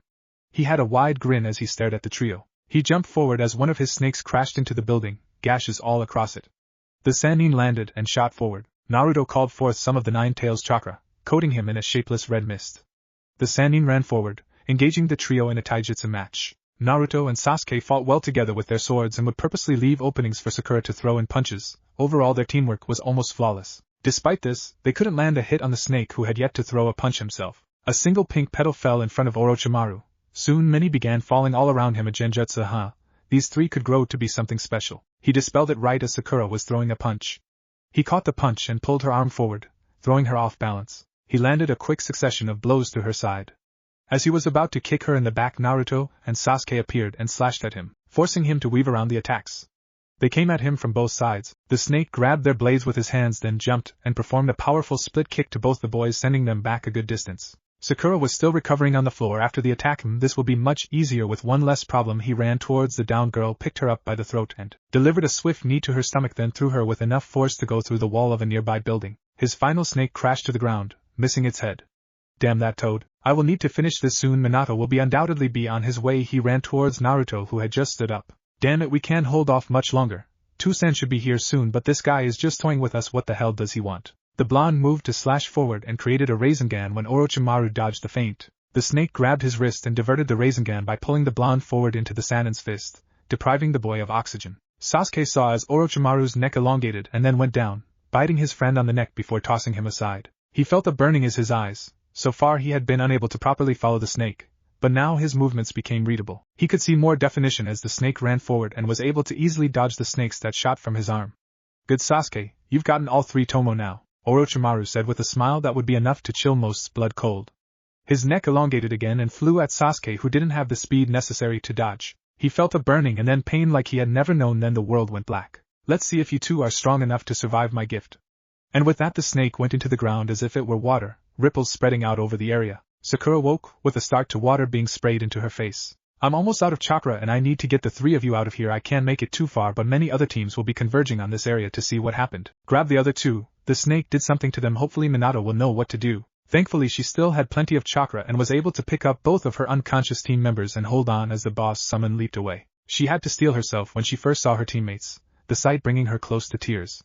Have to be strong. They need me right now more than ever to protect them. Alright, I'm about empty. I'll dispel before I land so I won't give away your position by all the noise when I land, so prepare yourself to jump. Before he dispelled, Sakura jumped off onto the roof of a nearby building. Shortly after, a cloud of smoke engulfed the area and she took off running as fast as she could while holding her teammates under each arm. Can't run far like this, but I need to still get away from here. Thankfully Bunta had left her not too far from a stream. She could feel the heat radiating off from the boys, so she would need that water to try and cool them off. She made her to a larger building that was a few seconds dead sprint away from the stream. She again went to the middle of the building and set the boys down. She went through Naruto's gear and found more perimeter seals. She then proceeded to set them about in the corners of the room and then cast a genjutsu, making anyone else see a false wall a few feet in front of her. Given to her lack of experience with the technique, someone who looked close enough might be able to tell that it was a genjutsu, but hopefully it would give her enough time to either flee or make a plan should the situation arise. The seals are set, and the boys have wet rags on their foreheads. I need sleep. Can't defend them properly if I'm half awake when an enemy comes. With that the Pinkied fell into an uneasy sleep. Outskirts of the city. Why are you here, Orochimaru? Minato said as he landed on a very large branch of a tree, his signature tri-pronged kunai in hand. Orochimaru walked out of the trunk, using the same technique as when he went sunk into the building. Now is not the time to reveal my plans, Minato. However, I must say Naruto is quite skilled for someone his age. The snake said with a smile. Minato's grip tightened considerably on the kunai and his face set in a stone-like mask, completely devoid of emotion, giving him a very intimidating look, the look of a hardened shinobi. In a flash he appeared behind Orochimaru, a very large Rasengan fully formed. The jutsu ripped right through him, but instead of blood, mud and rocks flew everywhere. All of the larger trees were marked with his Hiroshin, as Yamato simply made sticks to begin with, and then Minato would appear at each one, growing them using his Nine Tails chakra mode. The large ones required much more time though, so he would grow them as much as possible in a day, then leave to grow the others. But rather than run back, he placed his Hiroshin mark on them. Minato, now is not the time for fighting though, that will come soon. Do not stop the Chunin exams or interfere with them in any way, Minato, otherwise I promise you I will destroy Taki first, and every village I come across on my way to Konoha. The snake said with a smile before Minato sent his arm right through the Sannin's stomach, his chakra mode activated. The Sannin again turned to mud, but another one did not reappear. He deactivated the Nine Tails chakra mode and sighed as he ran his hand through his hair, contemplating his options. Damn it, that wasn't an empty threat, and I can't go about running through the city trying to find Naruto. Kichi said that he was still alive, so I have to trust that he's completely okay. Gamabunta had sent Gamakichi to inform Minato of what happened with their fight with Orochimaru. He had appeared as fast as possible and could feel Orochimaru's chakra using Sage Mode. He teleported back to the main building in the center of the city. He needed to inform Jiraiya of this so they could make a plan on what to do next. Next morning, Sakura awoke to hearing slight groans coming from the boys. She took the rags off, which thankfully weren't too hot, and quickly went to the stream and back, placing the cold rags on their foreheads again. She had never appreciated the harsh training she went through after the Land of Waves more at that time, as before the genjutsu creating the wall would have all but emptied her chakra reserves. Now it had barely put a drop in them. She had worked hard to get her chakra capacity up, as before it was, in all honesty, just above a civilian's, very low for even a fresh genin. She went about the day setting up traps all over the very large floor she was in. There wasn't separate rooms. The wide open spaces were considerably better for open combat, and well, why waste the chakra in creating thousands of buildings with separate rooms in each one? Naruto awoke inside the familiar sewer that housed the Kyuubi. After walking for a few minutes he arrived at the cell only to see the demon fox banging against the seal. With each bang some of the demon's chakra slipped out. Damn that snake. Kyuubi, what's going on? What are you doing? Do you remember anything about your encounter with the snake? The Kyuubi said in between slams. I remember fighting Orochimaru. He knocked Sakura out. We fought one-on-one and my neck. He reached to his neck, and when he pulled his hand back he saw it was covered in a black liquid. What is this? Orochimaru put one of his disgusting experiments on you, a cursed seal. It allows him to put some of his chakra inside of you, which will grow with more usage of the seal, allowing him to exert control over the person with the seal. I'm trying to force more of my chakra into you, which will overpower and break the seal, but this damn snake applied a rather powerful one. It's making the process much more difficult. You're lucky that my chakra is healing you, otherwise you'd be in immense pain. The demon said this last part with a hint of disappointment. Naruto looked down into the water and saw his reflection without distortion. He turned his head and saw the seal, which looked like 3 slightly curved lines, which spread out a rip-like pattern over his neck. The liquid was falling from the tips of the lines and they seemed to be getting shorter, although very slowly. Well, I appreciate the fact that you care enough about me to do this. I'm not doing this for you, you pathetic human. I can't have a host who is the subject of a disgusting human's experiments or slave. Knowing that man, it would not end well for me, and I will not have my host used as such. You're doing it because you like me. The blonde said with a smile. I will enjoy the day I finally am able to kill you. Now shut up, I need to concentrate on loosening this damn seal. Naruto decided to stand and watch as the giant demon smashed into the seal continuously. The ink from the seal began to fall off quicker now. Soon it would be completely off. Sakura awoke and immediately began looking around from the cover of her genjutsu. The perimeter had been breached. She immediately saw the culprits, the Sound Trio. Damn it, are we that close to the golem, or do I have that bad of luck that they landed in this building? Where the hell are they, Dosu? They're not here. A boy wearing a beige shirt with 2 black stripes and 3 prints of the kanji for death down the front said to his other teammate, identified as Dosu. The boy looked like a mummy with bandages covering most of his face, leaving only his left eye uncovered. He also wore a large poncho with long sleeves, a snake-patterned scarf around his neck and a straw raincoat protruding from the back of his scarf. The boy also had a large device on his arm that had several holes in it. Shut up, Saku, I know what I'm doing. He then looked to their last teammate, a girl wearing a green vest and snake-patterned pants and scarf. Kin. He then looked forward. The kunoichi nodded and with extreme speed threw several senbans straight ahead. Sakura tensed, but didn't move as before the senban could hit kunai shot forward, deflecting the senban. They've set traps, don't move forward, Saku, if you would do the honors. With pleasure. The boy said with a grin as he outstretched both of his hands and with a shout said slicing sound wave. The blast went through the fake wall and smashed into the actual one, raising dust and debris. When the dirt settled there was a gaping hole present but no people were present. What the H was all the mummy boy got out before explosions went off, bringing down the entire building. Sakura was standing on a much lower building, the boys behind her. Part of her provisions was a way out. She had weakened a section of the wall behind her to the point where simply leaning against it would have caused it to crumble away. The second the boy Zaku had raised his arms, she pressed on that section and jumped out holding the boys. Then she set off her trap, causing the whole building to fall in tremendous explosion. She grabbed the boys and began jumping across the rooftops as fast as possible, attempting to get away from the large cloud of debris currently trailing after her. Soon the debris inevitably caught her, forcing her to jump down into an alley between 2 buildings for cover. The cloud flew past overhead for a time, then it ended. As she was about to let out a breath in relief, the unmistakable sound of metal flying through the air reached her ears. Immediately she jumped up back to the rooftops. The alley was too narrow to fight properly. Following after her were the Sound Trio, looking no more worse for wear than they had before. How? I dropped that building on you guys, how the hell are you alive still? It'll take a lot more than that to kill us. Didn't you see what Zaku was able to do with wind? He simply shot a powerful blast above and below us, giving us somewhere to land and preventing any debris from falling on us. Dosa said with a happiness in his voice that chilled Sakura. He enjoyed the process his victims went through when they realized their attacks had completely failed. How about this? You hand over your 2 friends there and I'll kill you fast. A quick shot of my air will puncture right through you. You won't feel a thing. So how about it, Zaku said with a smirk. Sakura got into a fighting stance, choosing to not give a verbal response. Stupid choice, but this way is much more fun for us. Slicing sound wave. Sakura ran forward, then crossed her arms. However, instead of slicing right through the young girl, the blasts were stopped completely. Zaku's once arrogant face morphed into one of shock, bordering fear. What the hell? Nothing can block that, nothing at all. Sakura looked up and smiled. Her arms were a deep brown, almost black. Well, apparently they can't cut through diamond, she said with a smile. Truth be told, though, she didn't have anywhere near mastery over Earth's spear, and in fact her skin wasn't as hard as diamond yet, closer to perhaps tempered steel. She'd be able to block that attack consistently, but if he shot a considerably stronger variant, well, she didn't want to test that out. I'm only going to have a few attacks while using this. It drains my chakra rather quick. I need to make sure to land only at most 2 hits on each of them. Any more than that and I'll be running low on chakra and the attacks won't be as effective. She shot forward with blinding speeds, focusing chakra to her leg to give her an increase in takeoff speed, running straight towards Zaku. Her darkened fist collided with the boy's stomach, launching him away and off the roof. She then turned towards Dosu and ran at him, engaging in a taijutsu match. The mummy-like boy opted to dodge her attacks rather than block.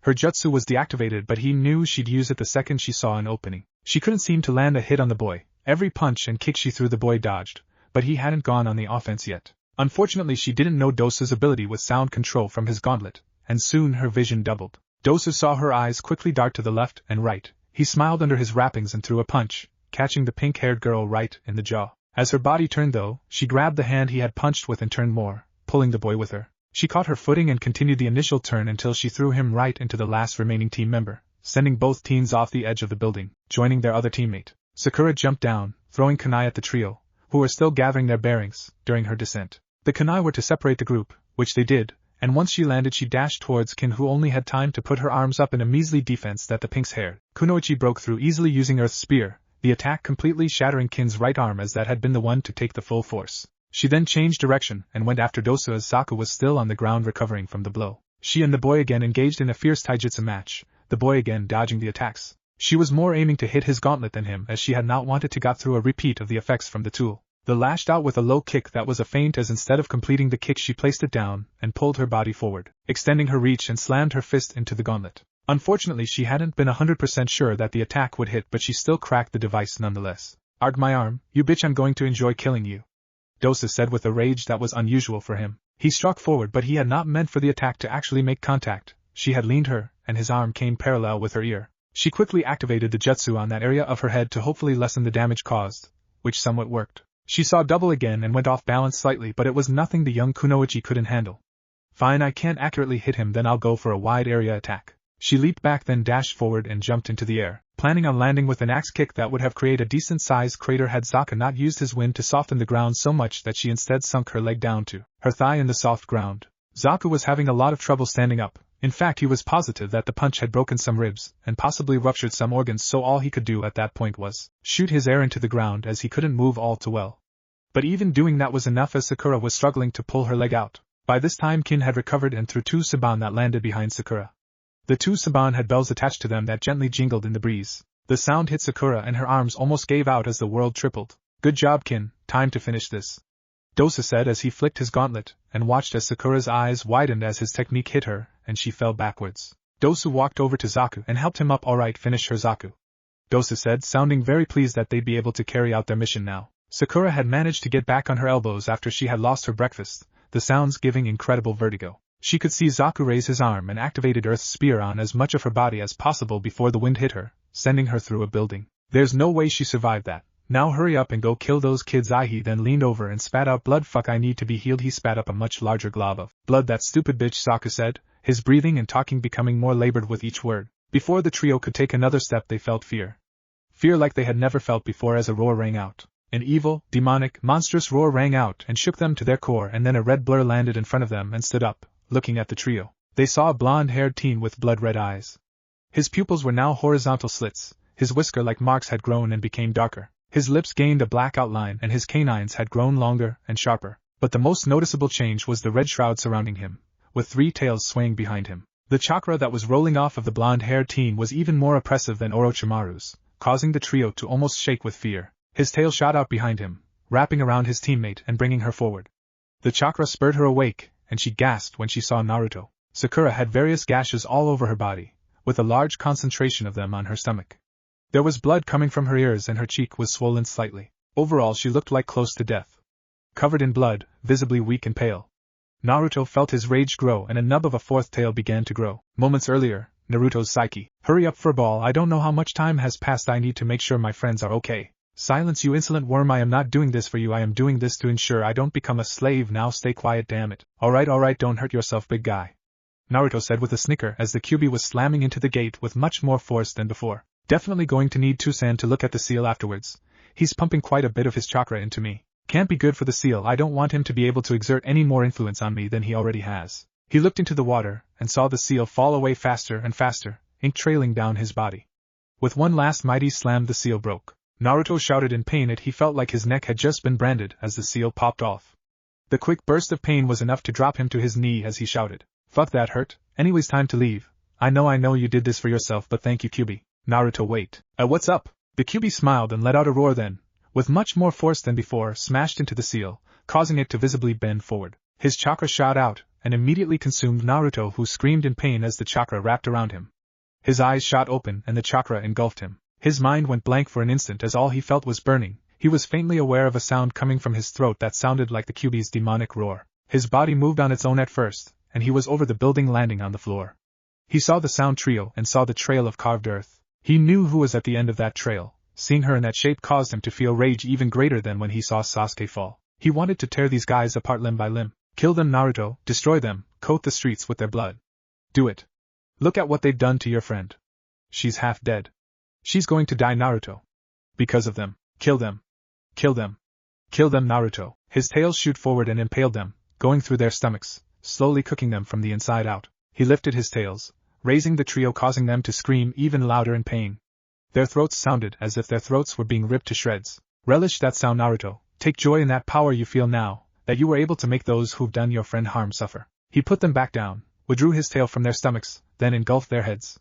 They screamed, then his tails turned rapidly. When his tails let go of their heads the trio fell on their stomachs, however their faces were looking towards the sky. The jinchuriki had turned their heads in a complete 180. Ha yes good Naruto good. He faintly heard an Okami.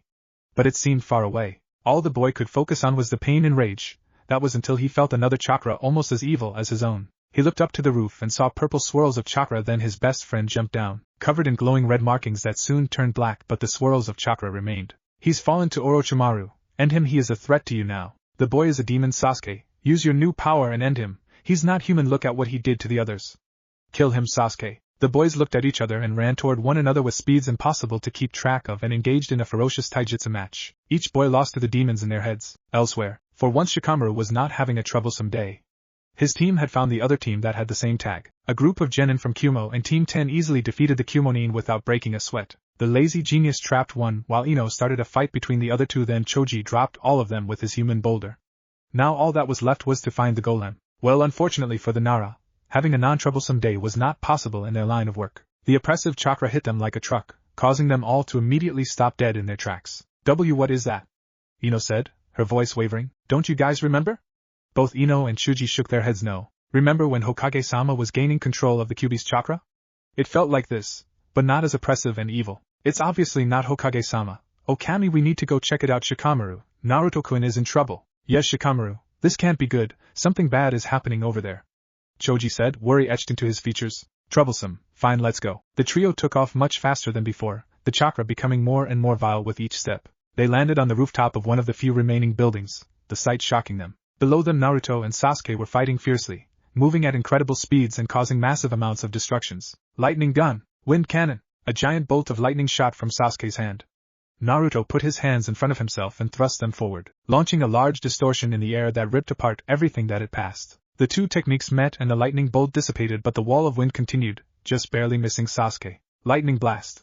A continuous stream of lightning shot from the raven-haired boy's hand. Some bolts went stray, tearing through whatever they made contact with and turning the dirt ground to glass. Naruto took a large breath, but instead of wind coming out, flames shot out continuously. The boy was breathing an inferno. The justice collided and seemed to be evenly matched for a moment. Then Naruto's flames began to overpower the lightning. We need to stop this now, they'll kill each other. Where's Sakura? Ino yelled while frantically searching for her rival. It didn't take her long to locate the girl who was sitting against a building, attempting to pull herself up. Ino, wait! Shikamaru shouted, but Ino still jumped down and ran towards the downed girl. Hey forehead! Ino said with forced cheerfulness as tears began to form at the sight of her once best friend. Ino, why you guys need to get out of here? The girl said, each word causing her pain. We need to get you out of here first, then we'll focus on stopping those two. Everything will be okay though, Ino said as she leaned down and wrapped an arm around Sakura as the pink-haired girl put her arm around Ino's neck.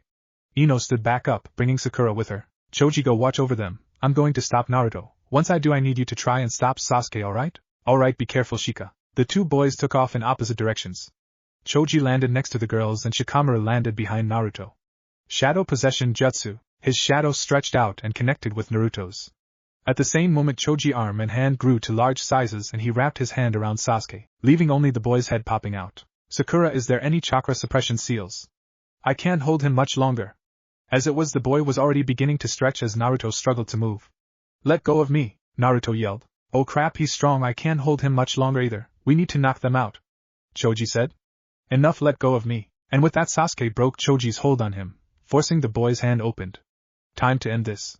The boy began performing seals, the purple chakra began swirling violently, lightning began crackling around him. Sasuke, don't, Sakura yelled. The jutsu didn't launch, but lightning was still crackling around him. Sasuke, please stop. She didn't know where her strength was coming from, but she began walking to the boy. This isn't you, we're your friends. Please stop by now. She was just outside of the area where lightning was crackling. If she took another step, she would surely be caught by a stray bolt. Stop the jutsu, Sasuke, please. The jutsu deactivated. She walked over to him and wrapped her arms around him, his back still facing him. Please, Sasuke, enough, this isn't you. Fight this, we're your friends. The seals receded and Sasuke felt all his strength leave him. Both teens collapsed to their knees, Sakura still holding on to him. Her tears were falling freely now. Sakura, thank you, he said faintly. No! Shikamaru shouted as Naruto gave a short bark-like roar that sent a shockwave out, releasing the jutsu in the process. Naruto dashed at the two now on all fours. Sakura closed her eyes and held Sasuke close. There was nothing anyone could do to stop him. Naruto, the boy, was inches away from hitting the two, his chakra claw outstretched, when he heard the voice, stopping him dead in his tracks. He slowly turned his head and saw a girl with mint green hair and orange eyes who had a similar red cloak surrounding her, with two wings coming out of her back. The girl jumped down and walked over to him. Everyone just watched in stunned silence as she put her hand on him, and leaned in whispering in his ear. After a few moments, their cloaks deactivated at the same time. Fu caught Naruto before he hit the ground. He fell unconscious the second the cloak fell. Shikamaru was the first to find his voice. Who are you and how did you do that? Me and Naruto met in Suna, and as for what I did, well, you all saw what I am. We're the same, and he isn't the first jinchuriki to lose control, and he won't be the last. I just told him what he needed to hear to fight back for control. Fu sprouted wings once more, but before she could take off with the boy, Sakura yelled, wait, where are you going? What? After all that, I'm taking him away. I'd assume you all hate him now, or are at least afraid of him, she said with a cold voice. This comment made everyone who was still conscious confused. Why would any of us hate or be scared of him? You said he lost control. Yeah, it was scary, but that was the Kyuubi, not Naruto. We don't blame him for that. And you just saved all of our lives. In my book, that makes us very good friends, Sakura said with a warm smile, with everyone else nodding in agreement. He was telling the truth, Fu said to herself in shock. Thank you. We need to get out of here. Everyone in this city probably felt the Kyuubi chakra, and there are plenty of teams that are just wiping out others to lessen the competition. Alright, you can carry Naruto. Choji, can you carry Sakura? And me and Ino can carry Sasuke. Yeah, I can carry her. Choji then got on his knees, allowing Sakura to get on his back. Shikamaru and Ino caught Sasuke before he hit the ground. They each had an arm around him, and they put his arms around their necks. Fu wrapped her arms under Naruto's arms and sprouted wings. Since she had more control, her chakra was radiating off in waves and didn't give off an oppressive feeling miles away. They all ran until dusk fell and then made camp for the night. They were getting close to the center, so the area was littered with golems, forcing them to backtrack some so they wouldn't be near the creatures. That was not a fight they were willing to take, especially with two people unconscious again and the one person having no chakra and injured. Thankfully, none of the injuries were serious. Why aren't you with your team, and why did you come to Naruto? Ino asked curiously. My team already finished. We had just finished off our golem when I felt the Kyuubi's chakra. My other team members continued forward, but I flew towards the source as fast as I can go. I already knew it was the Kyuubi's chakra when I first felt it, so I knew Naruto-kun was in trouble. As to why I came to him, well, he's my friend and I knew he needed help. While Ino was very appreciative towards the girl who saved their lives, this did not mean that she didn't feel jealousy towards the girl when she called Naruto Naruto-kun. So how did you two meet again? Like exactly? That's enough, Ino, troublesome woman. Will you be quiet, Shikamaru? It's late. We need to start lookouts while the others sleep. I'll go first, then Choji, then Ino, so if I were you I'd get some rest. The lazy Nara said as he looked outside and saw jutsu being flung out in the distance, far away from where they were now. What if Minato didn't die in Kurama attack and raised Naruto? And thanks for watching my video till the end. If you enjoyed this content, then do consider subscribing to my channel, and leave a like if you guys need the next part. Comment down, and thanks for watching the video, and see you guys in the next video.